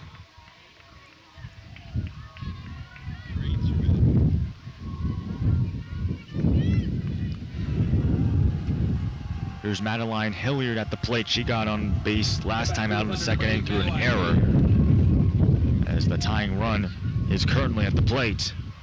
2 on with 1 out.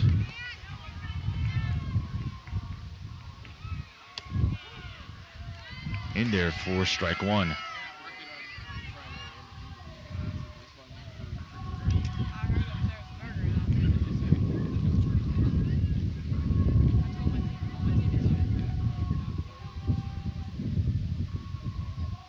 Off speed, down at the dirt for ball 1.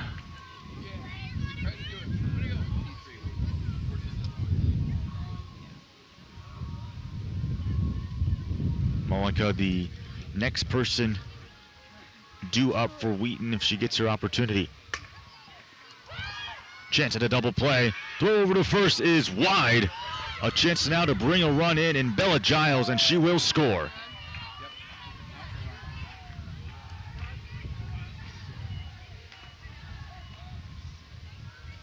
So Hoagland had the right idea. She was able to tag Livy Figueroa, I believe. But the throw over to first base for Grace O'Connor was too tall. Yeah, she just rushed that.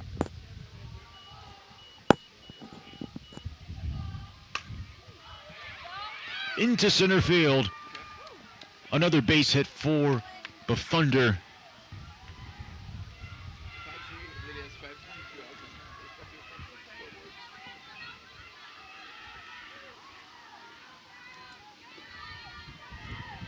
As Malika records her second hit of the season, and now Kennedy Kemp will enter.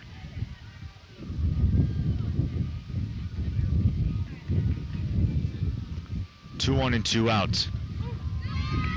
Just sneaks inside for strike number one.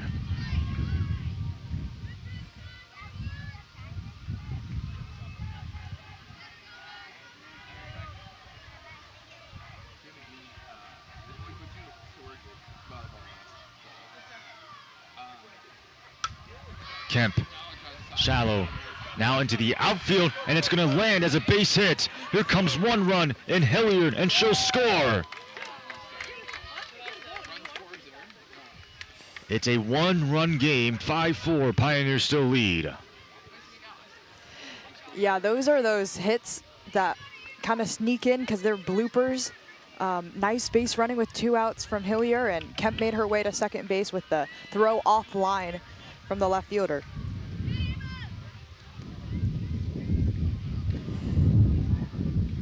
And the bottom of Wheaton's lineup, the 7, 8, and 9 hitters have gotten on both times and helped continue or start rallies for Wheaton, which is huge.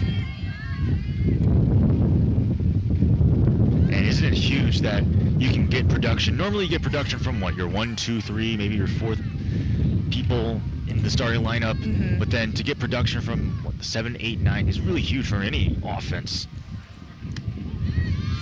For sure. You've been at some of the men's baseball games. I mean, you've seen them, and sometimes their 7, 8, 9 hitters have been really productive, which just gives your team a boost. And yeah, I mean, I would say Wheaton's first 5 hitters are really, really solid. So to have people surrounding them, it makes their job even easier. 1-1 pitches near the dirt. It's now 2-1. Hartnett is at the plate, got on with the fielder's choice in the second inning, then popped up in the first.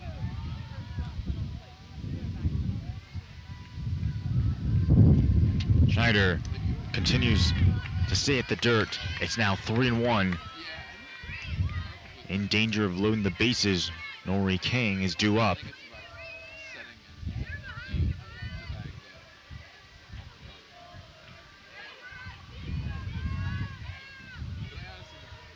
Schneider inside, but out for ball 4.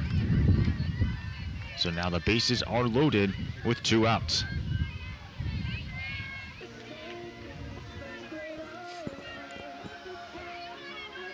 Now batting number 17, Nori Kang. Thunder bringing in 2 runs in the second. They've brought 2 runs in the third. Kang, is that fair or foul? They're going to say it's fouled. Almost took out Malaka on third. And if, fun fact, if you get hit by the ball as a runner while the ball is like fair, you're actually out. So not only do you want to dodge the ball because you don't want to get hit by it for like physical reasons, it's actually really advantageous to not get hit by a ball because you could be called out. Bases loaded right now for Nori Kang as the count is 0-2. Yeah, Wheaton left the bases loaded last inning. They scored 2 runs similarly, but they left the bases loaded last inning, and hopefully we'll have a bit of a change of script in this one. Schneider. They say Kang did not go. That's also outside for ball 1.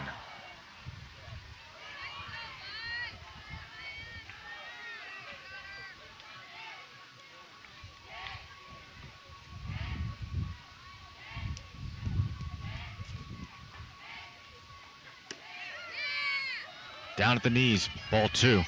Kang trying to battle back from what was previously an 0-2 count. She has drawn 11 walks so far this season. on-base percentage of .458. Schneider, off speed, into left field. Tying run is in. Nori Kang, an RBI single, as Malika has just tied this ball game up, and a familiar situation with Abby Whitehead now at the plate. Yeah, really nice hitting by Kang there to not, yeah, she was not fooled by that pitch at all.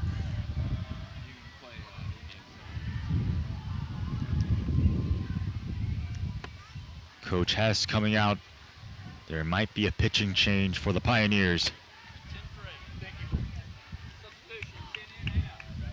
It looks like Maddie Eckel, the freshman out of Wisconsin, will be entering. She previously got the win against Thomas back in their spring break series. Went about 3 innings there, struck out 3 batters and walked 3. She did play against Concordia, Wisconsin. Went 1 1/3 innings, gave up 2 hits, struck out 1, walked a batter, and gave up 1 earned run. She'll be due up.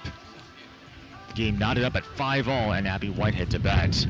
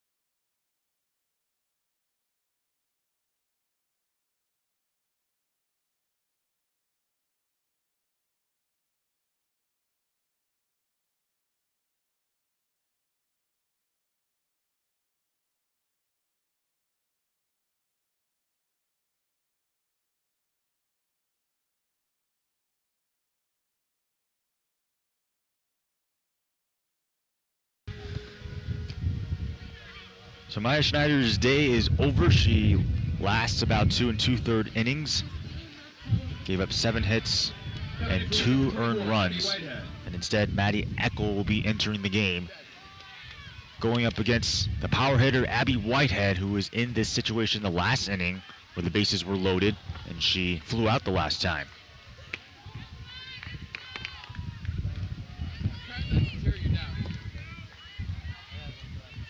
Five-all ball game here from Ruth Leedy Field. Wheaton looking to go for the sweep against Carroll. Whitehead swings and misses. 0-2 count.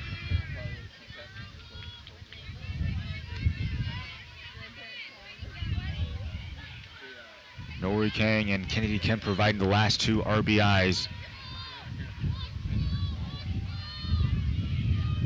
to get this thing leveled up at 5-all. 0-2. Did that hit Whitehead is the question. It looks like it did not. So now the count is 1-2. Yeah, with that ball being slightly away, she was moving out of the way in case Kemp came running down from third. Eckel. Whitehead swings and misses for strike 3. But because of the wild pitch, Whitehead gets over to first base and Kennedy Kemp sneaks on forward and Wheaton takes the lead. Oh, that, you know, I don't think Whitehead was that what, excuse me, I don't think that's what exactly Whitehead wanted to do, but she's still got the run home because of the drop third strike. Good awareness from her to continue this inning, and they've just batted around as Kate Welch started off the inning.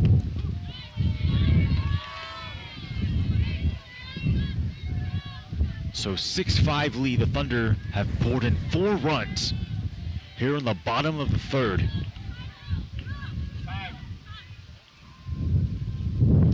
As Coach Fazzari issuing a timeout in some ways. 6-5.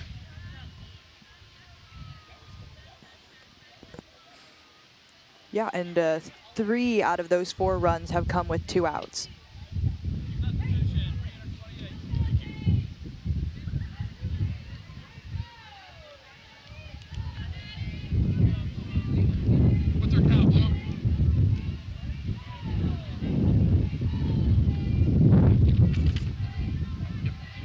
It's a 0-1 count right now. Again, it's outside. Another wild pitch, and it's thrown to first, and she's safe. Wheaton adds another run in the form of Ava Harnett, and it's 7-5 Thunder.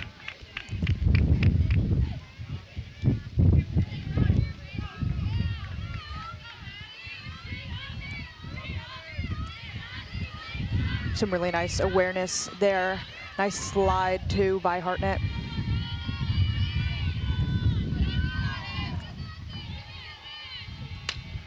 Welch popped up into right field. And the catch is going to be made by Grant for the third out. However, Wheaton has the lead. They're up 7-5, heading to the top of the fourth on the CCIW network.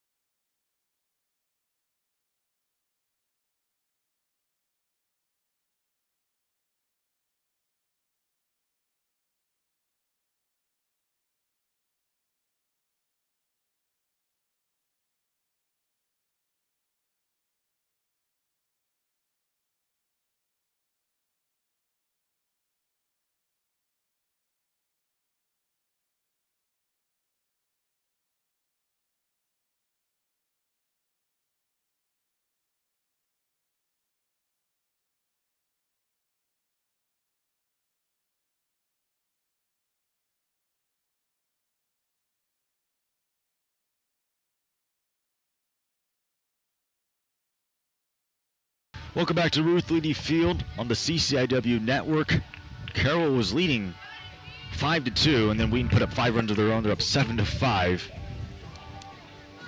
And Stephanie, what would you credit Wheaton the way that they were able to get back into this game?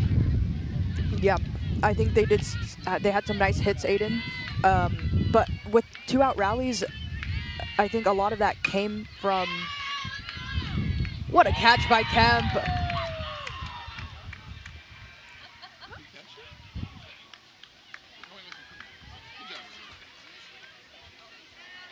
Seen her do that a couple times. She was on the ground for a moment, but they do rule it out. That was Buski on the hit, but going back to what you were saying about Wheaton's offensive prowess the last half inning. Yeah, thanks, Aiden. I think they just did a really good job of taking an advantage of some of the mistakes that Carroll gifted them. That's good hitting there by Grant, so she will get on to first base. Yeah. Okay, going back to what you were saying. I'm sorry. No. Just the offensive has really been hitting for both sides. Yeah, I mean, and that's what you want. Well, yeah, no. Yeah, that's what you definitely want. Sorry, I am a huge fan of good pitching duels, but I mean, when you're putting up 12 runs and you're just entering the fourth inning, both teams, this is really fun to watch. But yes, generally speaking, Wheaton just did a really good job of taking advantage of some mistakes that were gifted to them and not giving up with 2 outs. Chopper throw over to first base. What's the ruling? And she's out. O'Connor cannot reach over to first base. Meanwhile, Grants gets over to second base. Carroll so far in game 2, they have committed 4 errors, with most of those errors coming that last half inning. Despite that, they're only down by 2.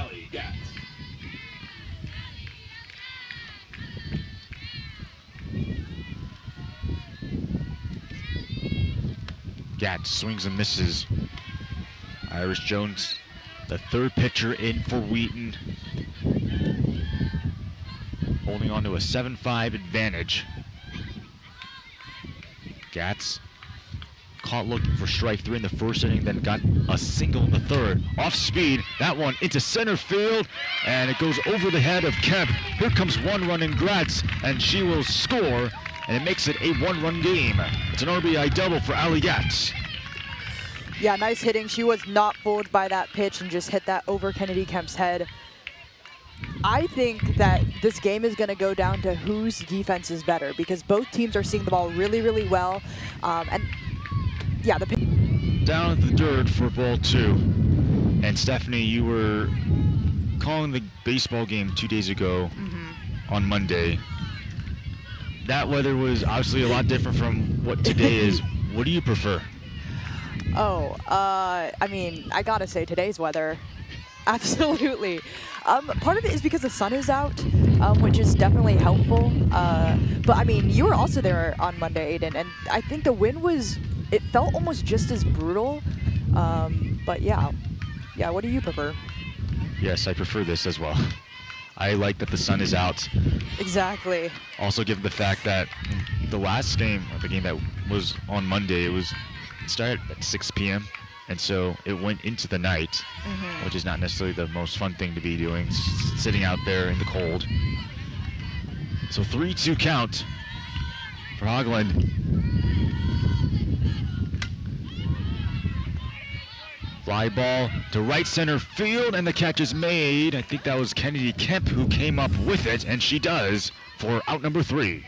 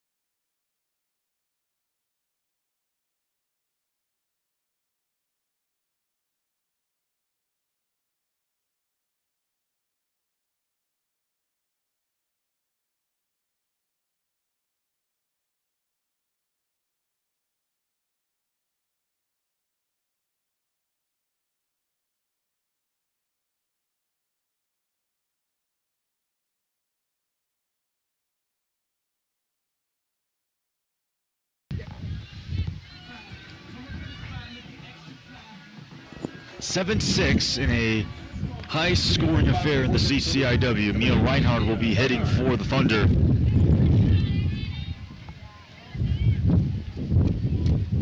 Got the big jacket on, Aiden? Yes, I do.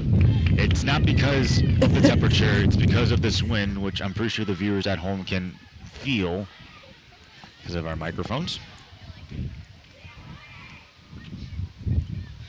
Reinhardt singled in the second inning, then flew out in the third.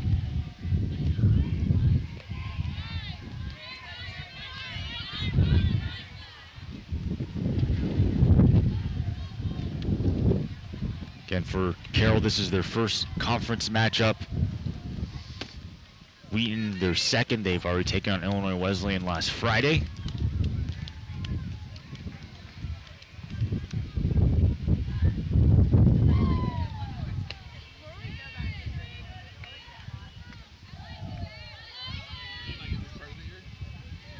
Yeah.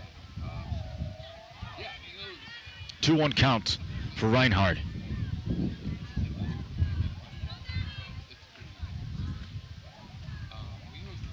Here comes a pitch from Eckler as Reinhardt fouls it off her bat. The count is 2-2.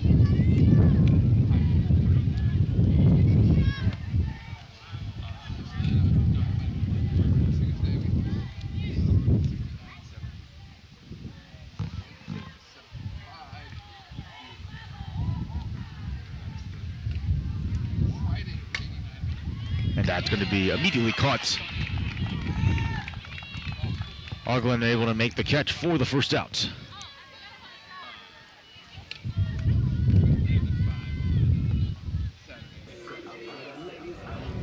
So Libby Figueroa has got on base twice. She was hit by a pitch in the second inning. She singled in the third. And Stephanie, since we are in conference play, what makes this doubleheader different from a non-conference doubleheader?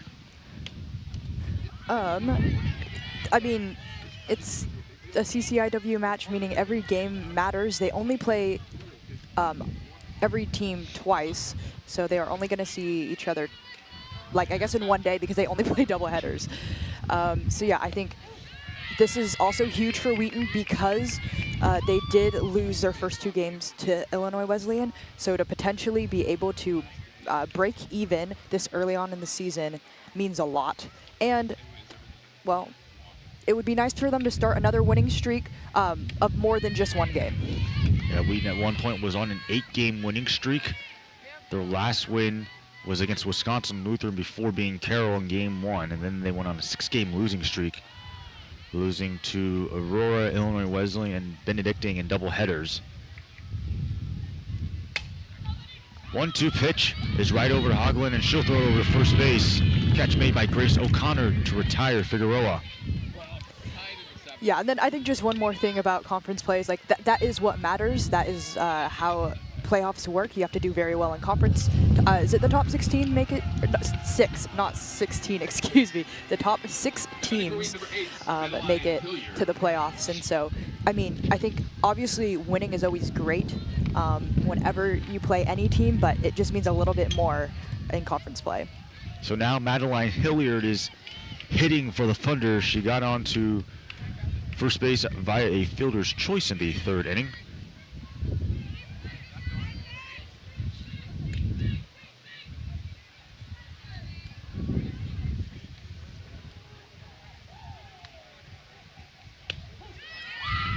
Eckel that time in there for strike 1.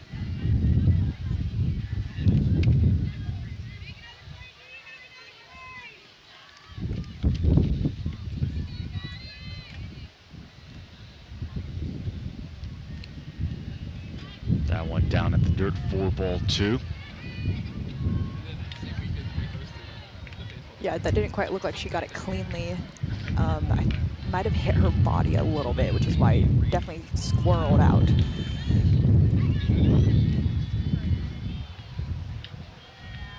Swing and a miss, strike 2.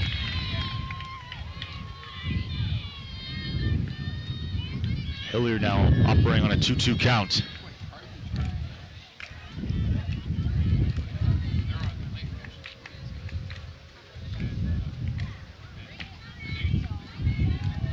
Stays outside of the strike zone, 4-3. As we're all loaded up. Malika is the next one up if she gets her opportunity. Hilliard, and she will settle for the walk.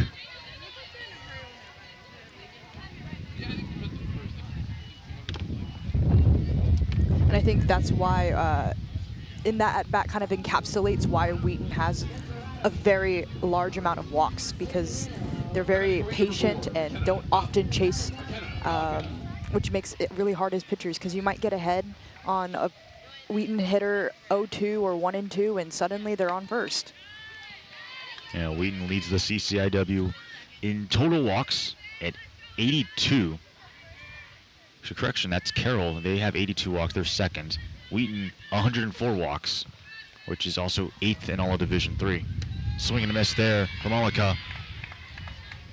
It's an 0-2 count.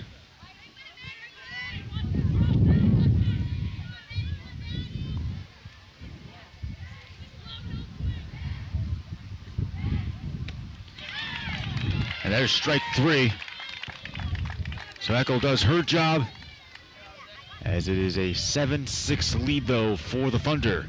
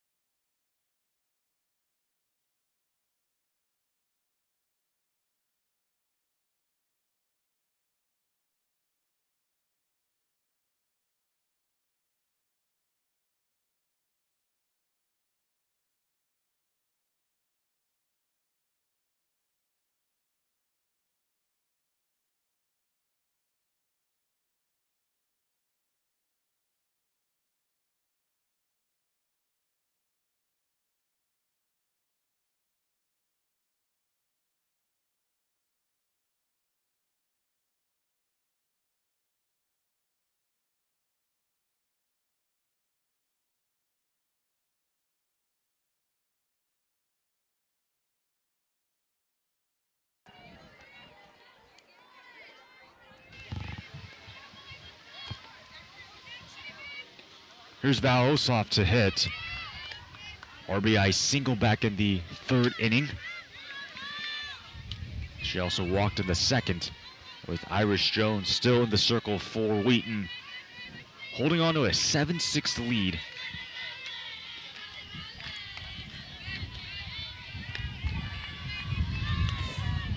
After watching Echo mow down Wheaton hitters, just allowing 1 walk, but having a clean inning since the 1st inning, I'm sure Jones is thinking that she wants to do the exact same thing.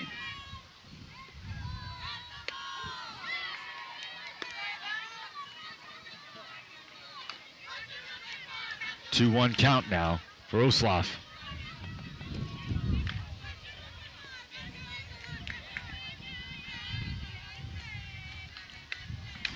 As she fouls that one off her bat, it is 2-2. And it's hard not to mention the fact that Carroll has a first-year head coach in Coach Hess.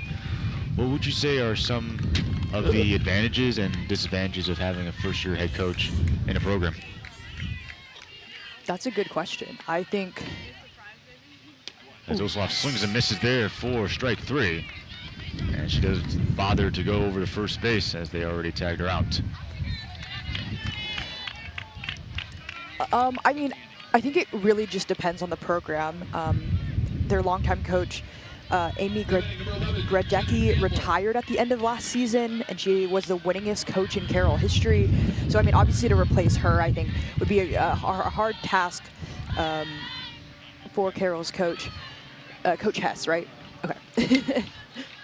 That one, they're going to say it stays in play, and Andler is going to trudge on forward to first base.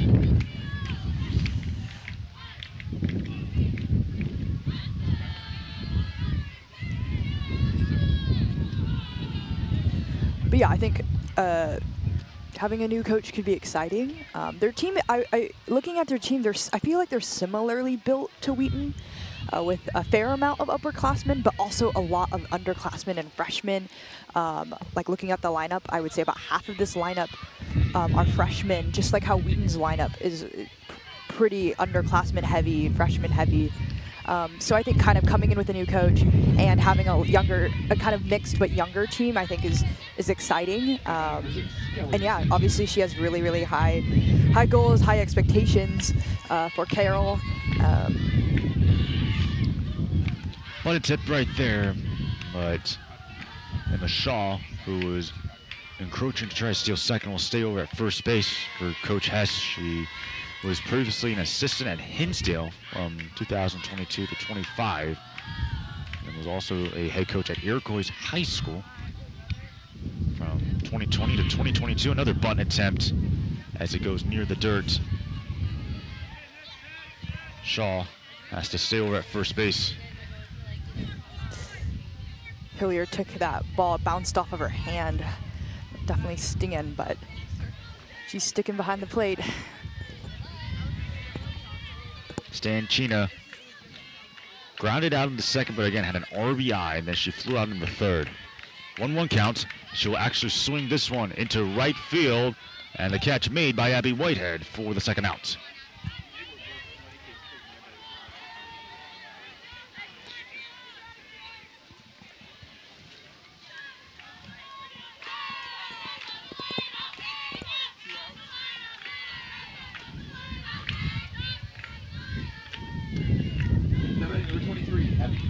Now it's Curtis to hit. Struck out looking in the third, but in the second inning, a 2 RBI double. She is 1 hit away from tying Annika Graves for the most career hits in Pioneers history. Runner currently at first base, that's Emma Shaw, and 2 outs. The go-ahead run currently at the plate in Curtis.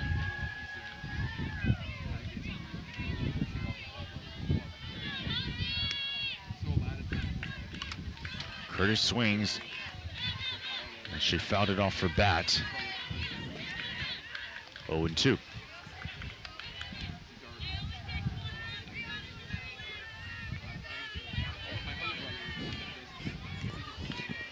Nice show of sportsmanship as that ball tipped off of the helmet of Hillier, and Curtis was checking in on her. Always like to see good sportsmanship here. On the 0-2, and she will make contact, but she'll foul it off.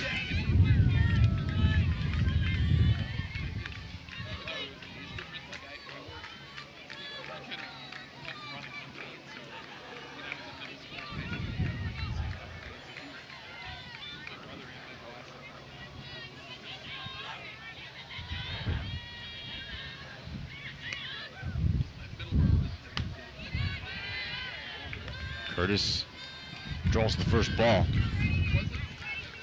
in her battle with Iris Jones.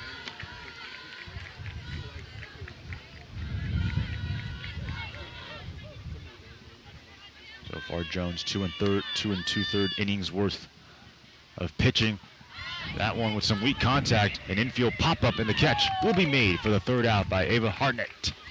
7-6, Wheaton still has the lead.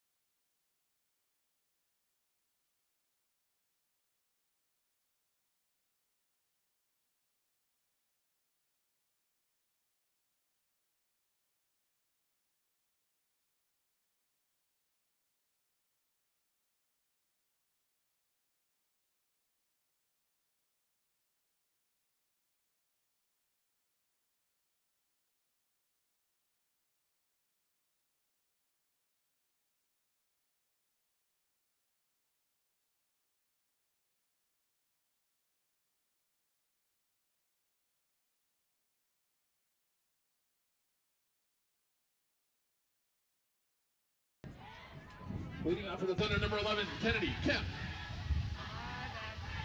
So Maddie Eckel continues to for Carroll, and it's Kennedy Kemp to bat. Sorry for those who had to hear that echo. We actually accidentally had the reverb on. It's right next to the mute buttons on our Soundboard. thank you.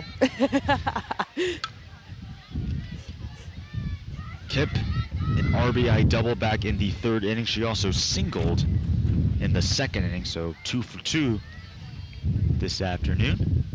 She was 0 for 2 in game 1 against Carroll.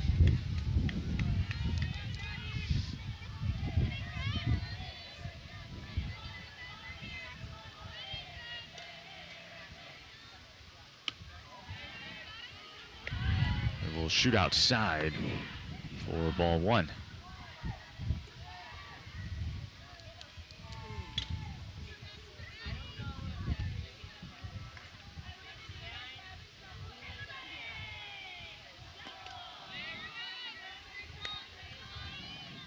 And what's funny about Carroll, those who know the Pioneers' history, they spent some time in the CCIW, and then they moved over to the Midwest Conference, the same conference that I believe Beloit plays in. Lawrence also plays in that conference.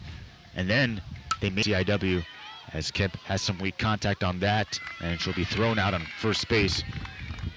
Before Carroll, they spent a lot of their time in the Midwest Conference before moving back to the CCIW about 10, 15 years ago, if I'm not mistaken. They have never won the CCIW regular season title or the CCIW tournament. However, because they spent some time in the Midwest Conference, they did win the Midwest tournament title and made it to the NCAA tournament back in the 2000-2001 season. Oh, wow.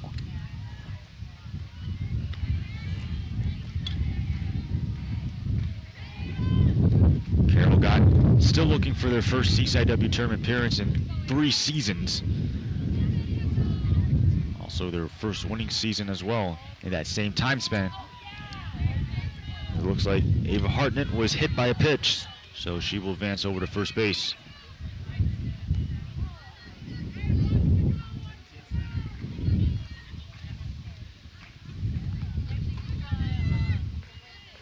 I wonder how common it is for teams to switch in and out of leagues like that. Of course, the big headline last fall is the fact that Concordia, Wisconsin, now the NAC, will be making the move to the CCIW in, I believe, 2 seasons from now. Wow. That is pretty big news. Concordia, Wisconsin, once they do join the CCIW, they have over 20 varsity sports. It's insane what they have. Attempted steal by Hartnett, and she is safe.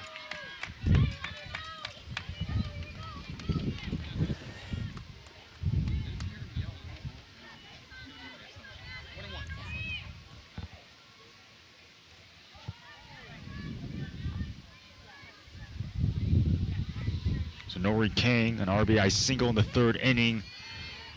Watch as they go by. Down near the ground, 2-1, her count.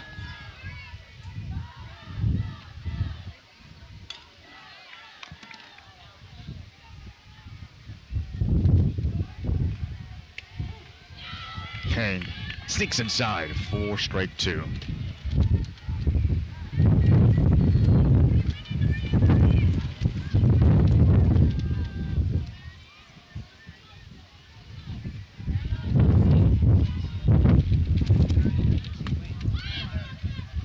That one is going to be holed in by Hoagland for the 2nd out.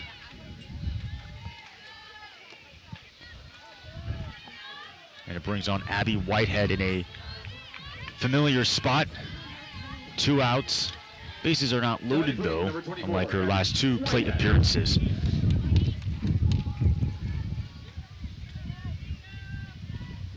She struck out but was still able to get on base because of the wild pitch.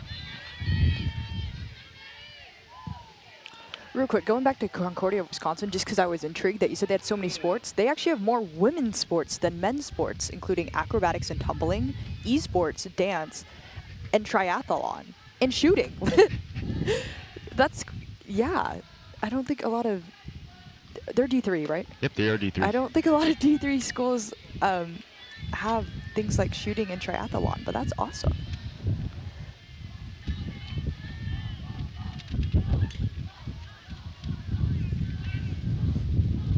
2-0 count for Abby Whitehead. Contact on that, but she fouls it off her bat.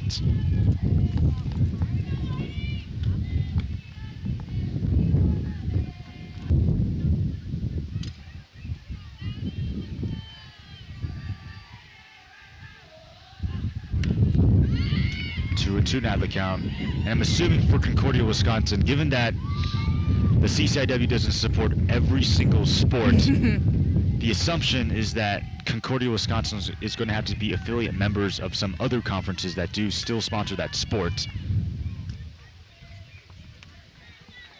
That would make sense. Whitehead is going to be fouled.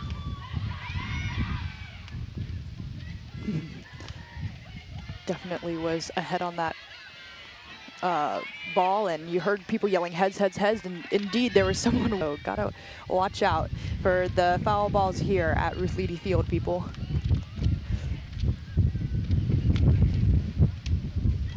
She'll take it outside for ball 3. There are signs that say, watch out. Caution, watch out for flying softballs. But unfortunately, some of those signs get blown down because of this wind that we're dealing with, the tumultuous wind. 3-2, and she will lift that one up into left center field, and the catch is going to be made by Abby Curtis to retire Abby Whitehead.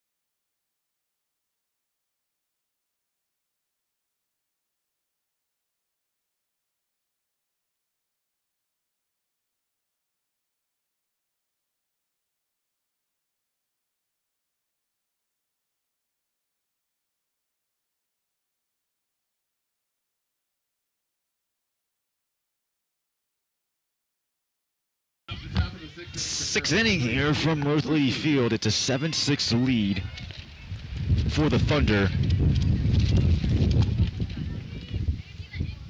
Wheaton putting up 5 runs in the bottom of the third to take a 7-5 lead, and then Carroll was able to chip in with 1 run in the fourth.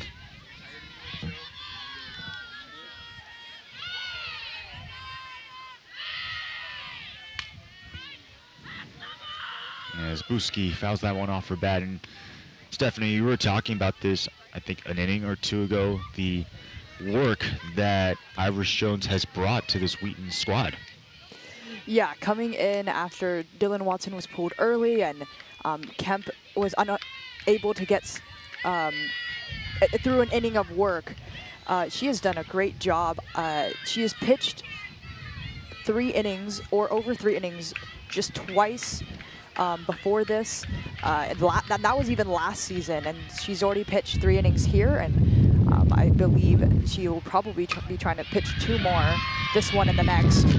It's a big blooper up into center field, so a leadoff single. Virginia Buski, that is her second single of the ball game after she had one in the first. But so far for Irish Jones, 3 innings pitched, she has given up 3 hits and 1 earned run while striking out 2. Yeah, and I think limiting walks and no hit by pitches or wild pitches has really also helped. Just, oh my goodness. Here's a bunt attempt, but it goes foul as Carroll and Grants were trying to advance the bases over. But yeah, she's been throwing a great game, and this is huge for Wheaton.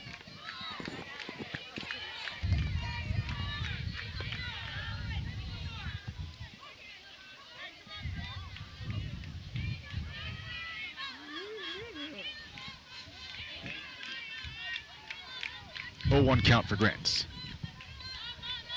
So bunt again. Oh, beautiful bunt. In the field of play, the throw to first base to Kang is in time. Really nice bunt where it just died in front of the plate, but Hillier also did a really good job of picking that up barehanded and whipping it over to Kang at first to still get the out. Now batting for the Pioneers, number 30, Grace O'Connor. So Buski advances over to second base.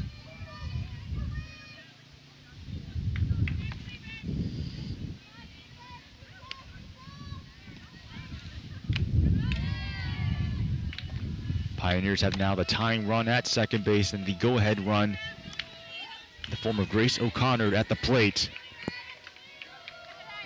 Singled in the 3rd inning, but grounded out in the 4th. High and away, 2-0.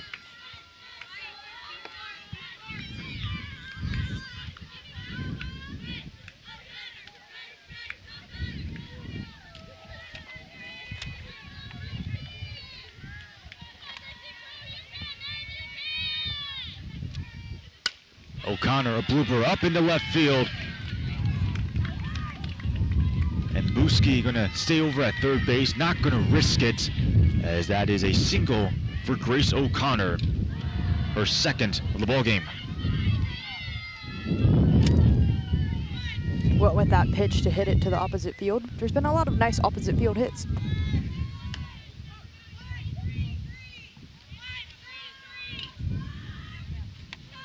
Now Allie Gatz, an RBI double in the 4th inning. Chance to bring a runner home with 1 out. She shows bunt. Another great bunt right there. And every runner is safe. A breakdown by the Wheaton defense. Yeah. King had clearly gone, covered first base, and Welch was down, so Hillier should have had a throw over her. I think you're right. I think there was just a bit of a miscommunication. Hillier looked the runner at third down. She was not going to go at all, but she kind of pump picked to first, and I don't know if she just felt like whatever went wrong there. So unfortunate for Wheaton to not get it out there, because I don't think the runner from third would have come home, and they could have been had 2 outs in this inning. But they still can recover, but I know I mentioned this earlier. I think it's going to come down to which team's defense shows up, and I think we're going to see that right here and see if Wheaton can escape. So the Gats, they'll say that she got on a fielder's choice. Madison Hoagland is now batting. RBI single in the third inning and a single as well in the second. Bases are loaded with one out. And if you are Iris Jones, how do you approach this situation? Double play, you're out of the inning, but one good hit and all of a sudden you could bring multiple runners back home.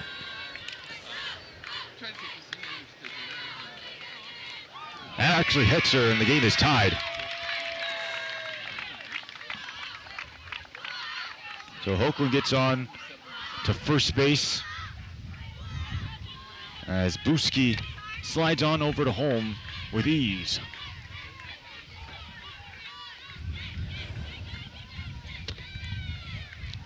Yeah, right before Jones delivered that pitch, I was going to say I think her goal right now is just to throw the ball into the strike zone and not have small mistakes like that.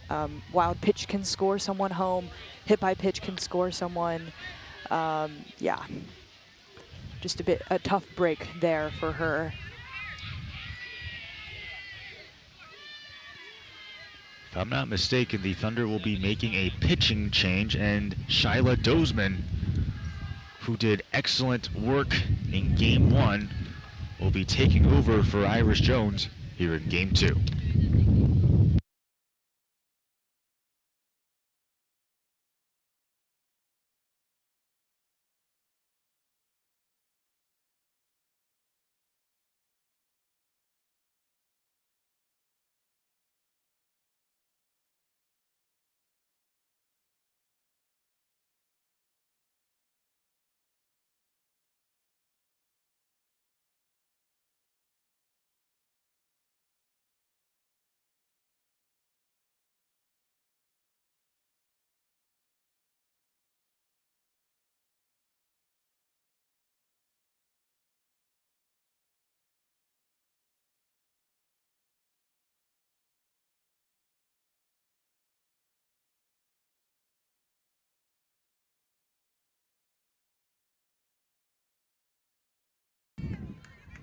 So as we said before we went to break, Shyla Dozeman, who got the win in Game 1, pitching all 7 innings and striking out 6 batters while only allowing 1 earned run, is in the circle.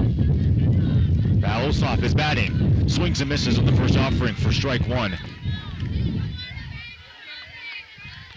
But same situation, you're a double play away from getting out of the inning, and you're 1 hit away from potentially bringing in multiple runners from the Pioneers' perspective.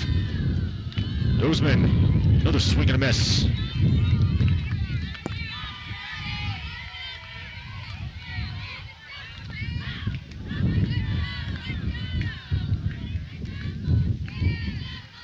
O'Connor at third. Lagerhausen, who just subbed in while Shyla Dozeman was warming up, she's at second base. And then Madison Hoagland is currently at first.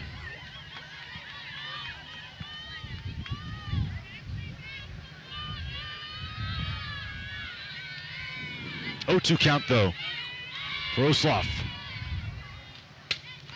Contact, gets into center field. Here comes 1 run. Grace O'Connor crosses, as well as Aurora Lagerhausen. That's 2 runs for the Pioneers. They're up by 9-7 here from Ruth Leedy Field.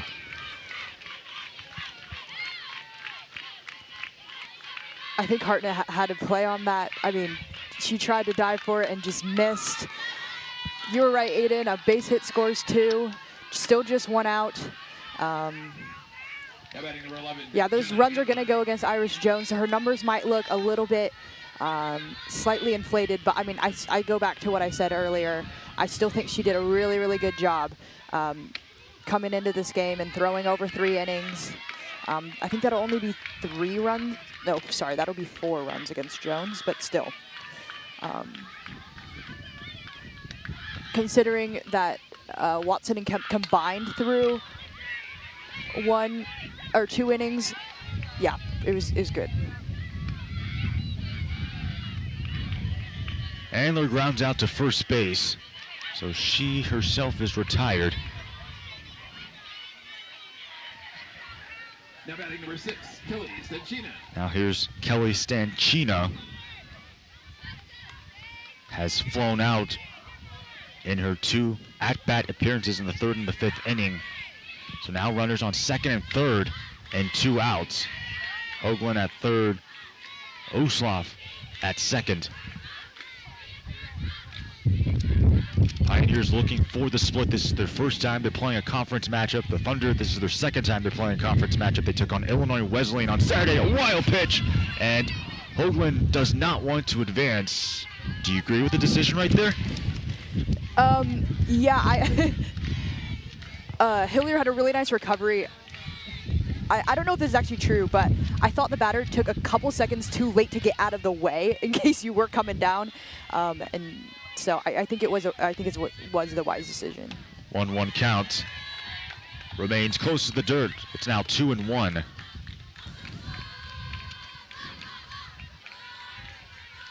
I think at this point, Carroll does not want to be running into outs when they don't have to be.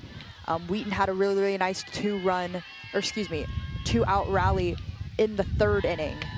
Swing and a miss, strike 2 for Stanchina. Sorry, yes, and Carroll, I'm sure, is trying to do the exact same, but Dozeman is going to do her best to not let that happen and allow Wheaton to go back into the dugout and cut that deficit.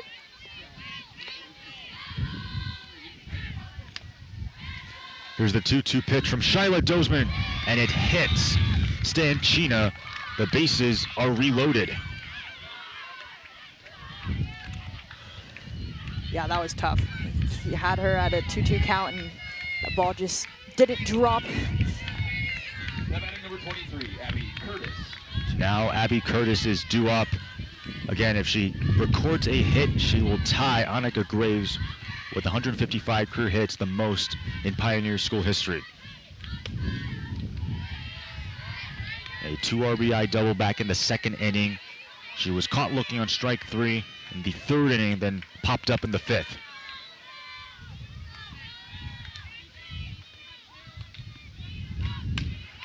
Lifted into center field, and the catch being made by Kennedy Kemp.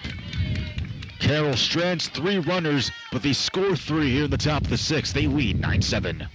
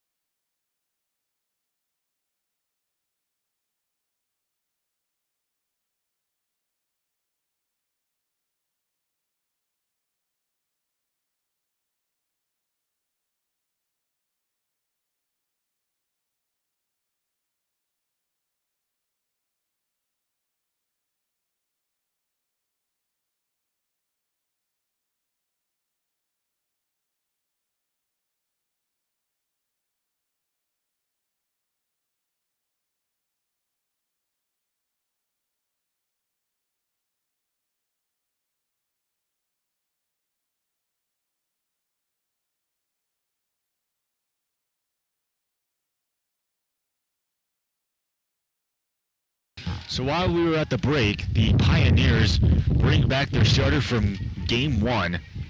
Michaela Hall is in the circle for Carroll.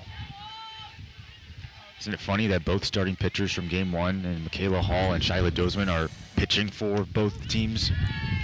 Yeah, I think that just shows what faith the pitching staff and the coaches have in them. And yeah, this is like, I think, a must-win game for both teams. Welch pops that one up in the infield, and the catch is made for the first out by Madison Hoagland. Before Walsh, she was credited for the loss, went 6 innings. She struck out 6 batters, allowed 7 hits, walked 1, and 3 earned runs were issued against her.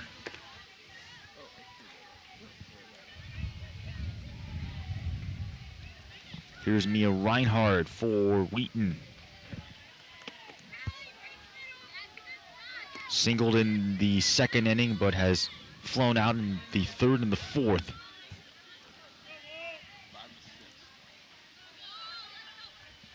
But other than that inning for the game for Wall, excuse me,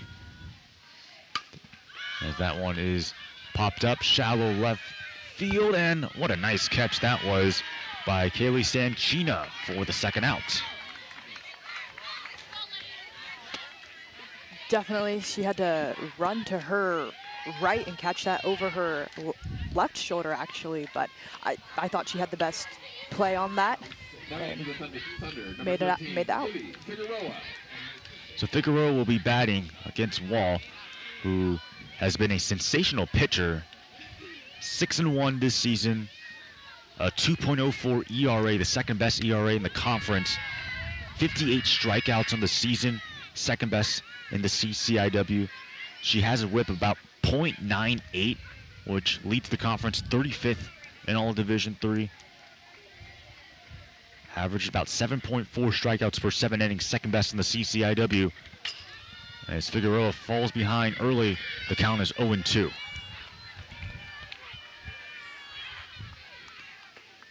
Figueroa has gotten on base twice. She was hit by a pitch in the 2nd inning, and then she singled in the 3rd.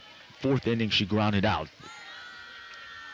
1 for 3 and 2 RBIs back in Game 1 against Carroll. Figueroa sees it go outside for ball 1. She did give up all 5 runs last game, Wall did, against Wheaton, so Wheaton's hoping that they could tag her for a couple more to get the win tonight. 1-2, sees it go down, now it's 2-2.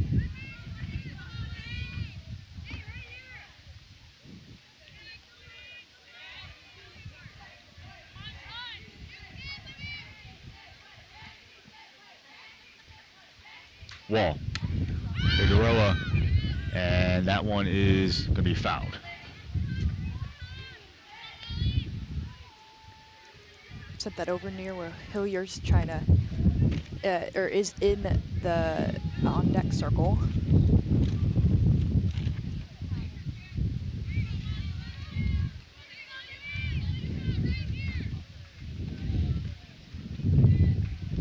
Here's the 2-2 pitch. Swing and a miss for strike 3.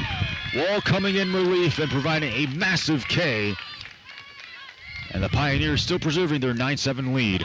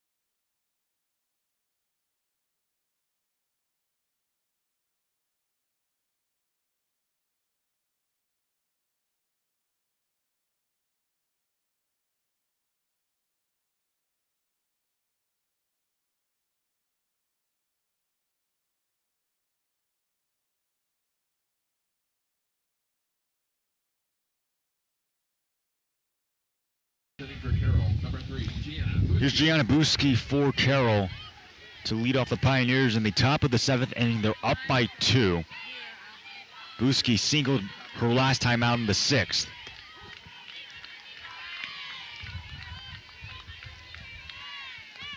After this matchup, Carroll will be hosting Elmhurst and Carthage on April 10th and April 14th respectively in doubleheaders before going on the road again to take on North Park on April 18th, excuse me.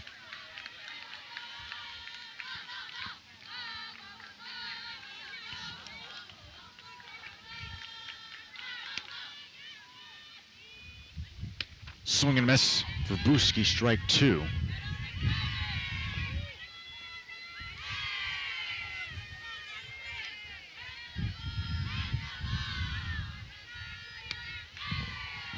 Dozman on a 1-2 count. That goes right back to Dozman. The catch is made by Kate Welch to retire Buski.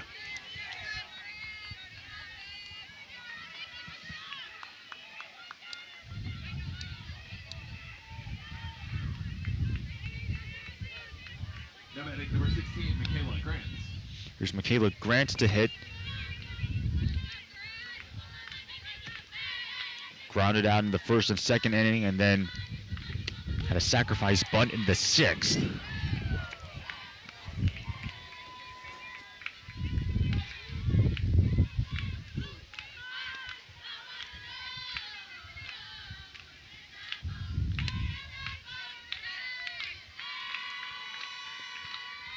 So Shyla Dozman is now 5-4. If you include that win, coming in this game with a 3.29 ERA, 9th best in the CCIW. 1-1 count. Knees, right at the knees for ball 2.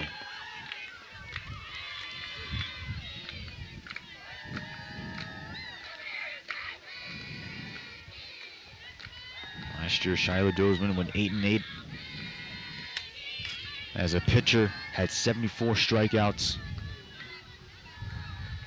Averaged about 5.7 strikeouts per 7 innings, which was 4th in the CCIW.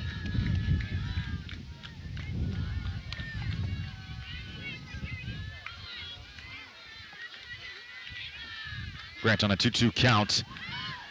Infield pop-up is going to be hauled in by Kate Welch for out number 2.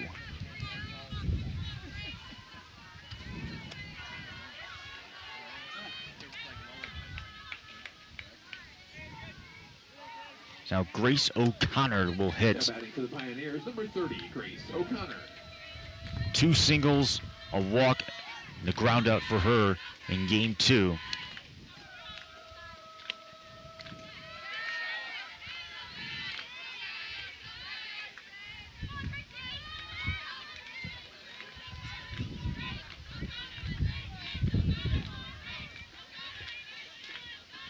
O'Connor on the 1-0 count. Splashed up into center field, so the inning stays alive for now as Grace O'Connor records her 3rd single of game 2.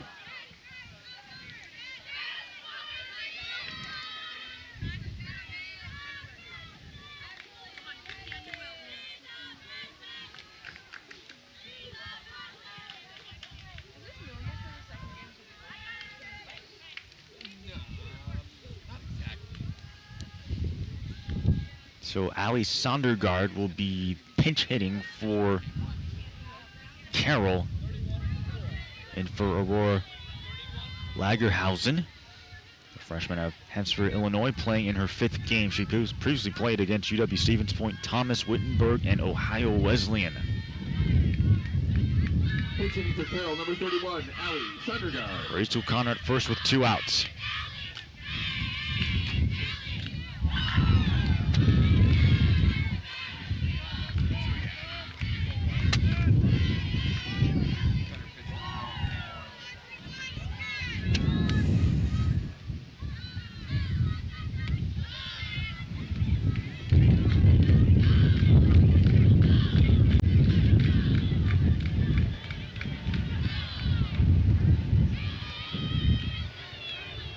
Here's the 1-1 pitch. Just sneaks inside for strike number 2.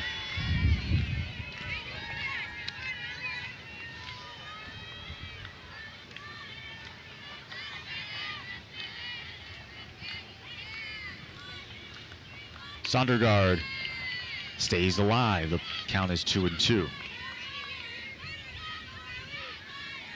So far, Sondergaard looking for her first hit of the season. She's 0 for 4 on the year. 2-2. Chops that one foul. Carroll looking to add some insurance runs. They're already up by 2. Wheaton will get one last opportunity in the bottom of the 7th.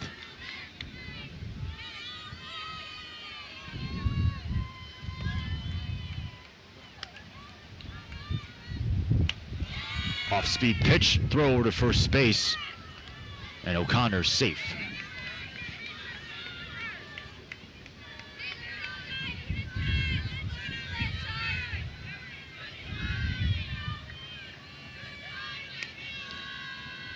Here's the payoff pitch. Dozeman down at the knees.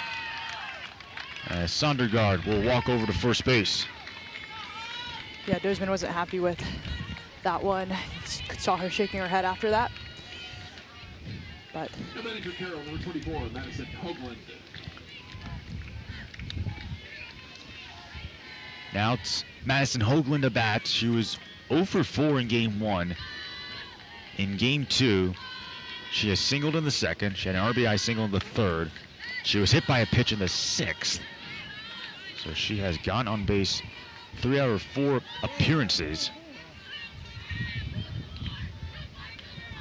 Junior with the best slugging percentage on the team, hitting .647.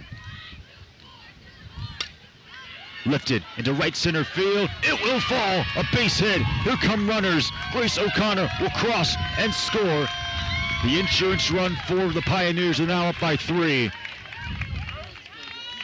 Another RBI single for Madison Hoagland, just like in the third.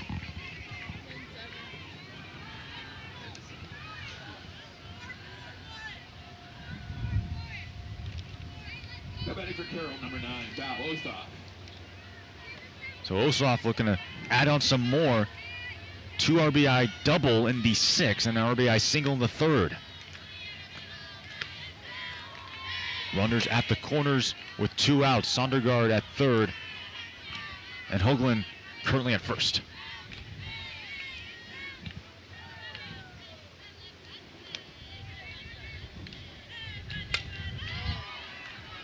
Another one that's lifted this time into right field, and the catch made by Abby Whitehead. So 1 run comes in for Carroll. They are up by 3, 10-7. They just need to survive for 1 more half inning to get the split.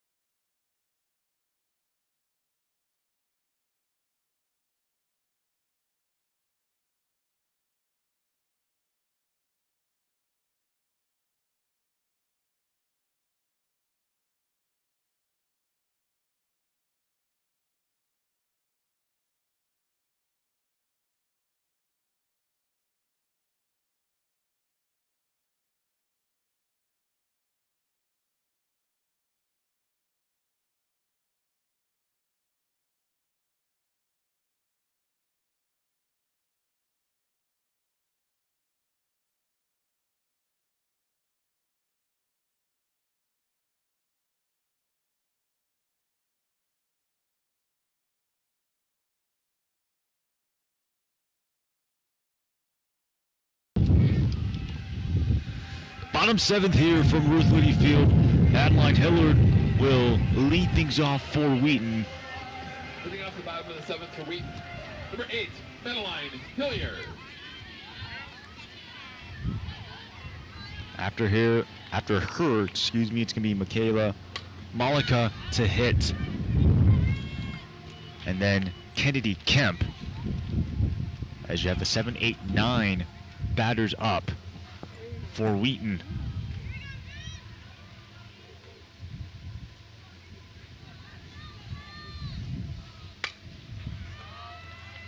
That one will stay fair, and it's going to be a base hit into right center field as it will fall. So a leadoff single for Hilliard. yeah, and that was Hilliard's 4th time getting on base. The first 2 times were by errors by Carroll, and then a walk and now a hit. So excellent production from your number 7 hitter.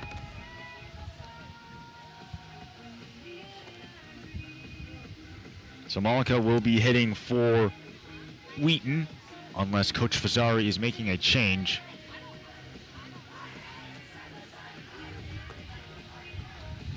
And it looks like Coach Fazzari will make the change. Pinch hitting is Natalie McCagran, excuse me. Pitch hitting for Wheaton, number 20, Natalie McCagran. Freshman at Frisco, Texas, 5 of 12. She's hitting .417. 0 for 1 against Benedictine, 1-for-1 against Illinois Wesleyan the second time she played the Titans. Wall still in the circle. Sneaks through for strike one. Towards the Thunder, they put up 5 runs in the third inning. They can't score in bunches, but you have perhaps the best pitcher in the CCIW, and Michaela Wall.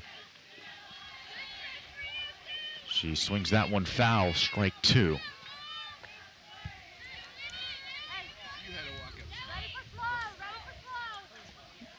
McKagren has 2 fun nicknames. They call her Noodle at home and Jello here on the field. Both food related. There's a That was a strike tough 3. pitch. I was about to ask though, I wonder how she got those nicknames. She told me she was given the nickname Noodle as a baby and grew into it. I'll have to ask about the Jello one. So now it's Kennedy Kemp to hit. RBI double in the third inning, along with the single in the second.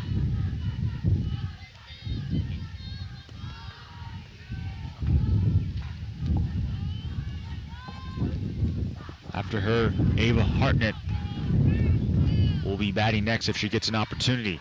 1-0 counts. She swings at it, a chance at a double play. Throw to second cannot be made. Hoagland had issues hanging onto the ball. They're going to say she juggled it, so both runners are going to be safe. 2 on and 1 out.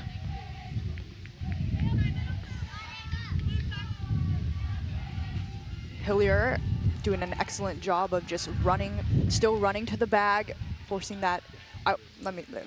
Excuse me. I think I sometimes, my thoughts go too fast for my mouth. But Hillier, great hustle out there to not give up. And there's 2 runners on with 1 out.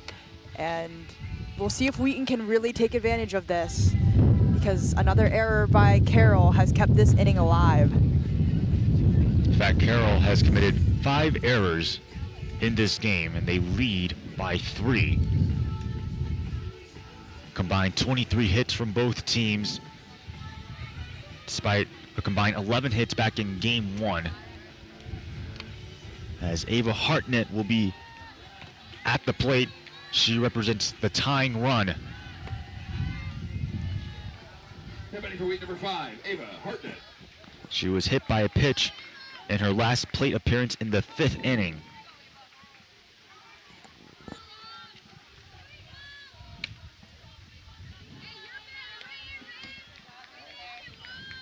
Wheaton looking to get the sweep against Carroll and start off conference play at a 2-2 mark, while the Pioneers are looking to avoid an 0-2 start in conference play.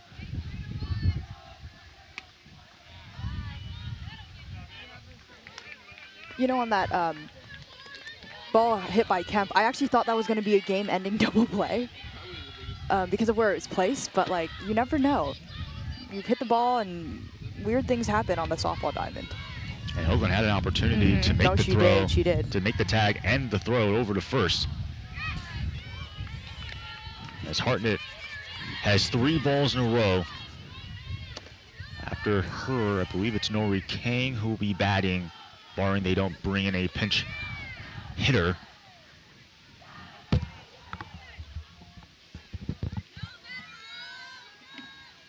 Wall, what will she do?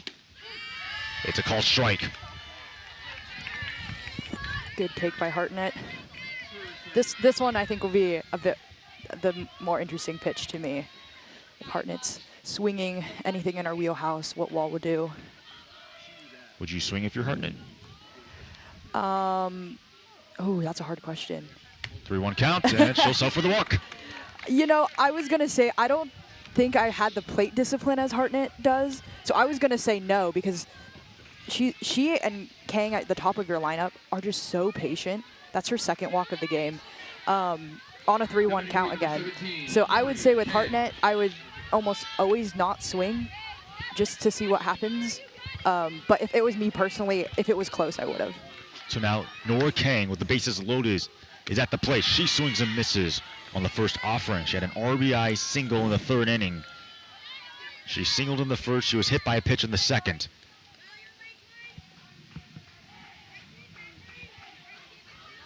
Carroll has left 12 on base, Wheaton 8. Kang, another swing and a miss. Strike 2 now. Michaela Wall in excellent position to wrap this game up and get the win.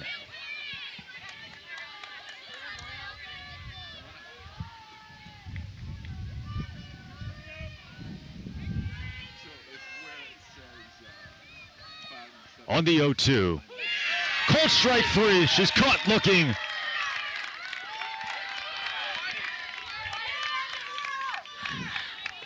As they record the second out. So now Abby Whitehead has been in this position now her third time where the bases are loaded and there are 2 outs. Stepping into number 24, Abby Whitehead. And I feel like she hasn't had that solid hit all game. Is this the time for her? I sure hope it is. She's got on base twice. One was in the first inning off a fielder's choice. The other one was in the third inning when she struck out but was able to get onto first base because of the drop. Strike 3 in the wild pitch. Had a home run last time in game 1. 0-1 count. And they'll say it's outside for ball 1.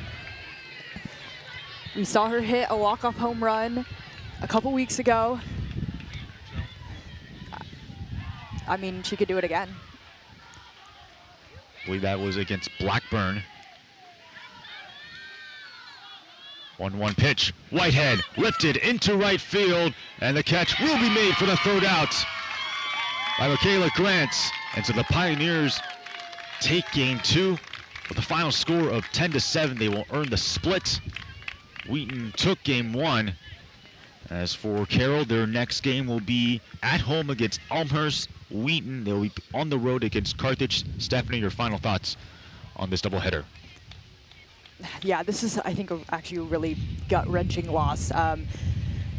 You scored 5 runs and we're up, and now you ended up losing 10-7. Obviously, plenty of positives to take from it, but I think that inning where they had that bunt that was not thrown over to first, that kind of started that rally in the 6th inning, and they were just unable to plate runs. That's what, now 11 left on base. So still a lot of positives to take to split a double header in conference play, but I mean, you really wanted to win both of them, and they were in prime position for most of the game. So 10-7 here in game 2 alongside Stephanie Keisha. I'm Aiden Kong signing off on the CCIW Network.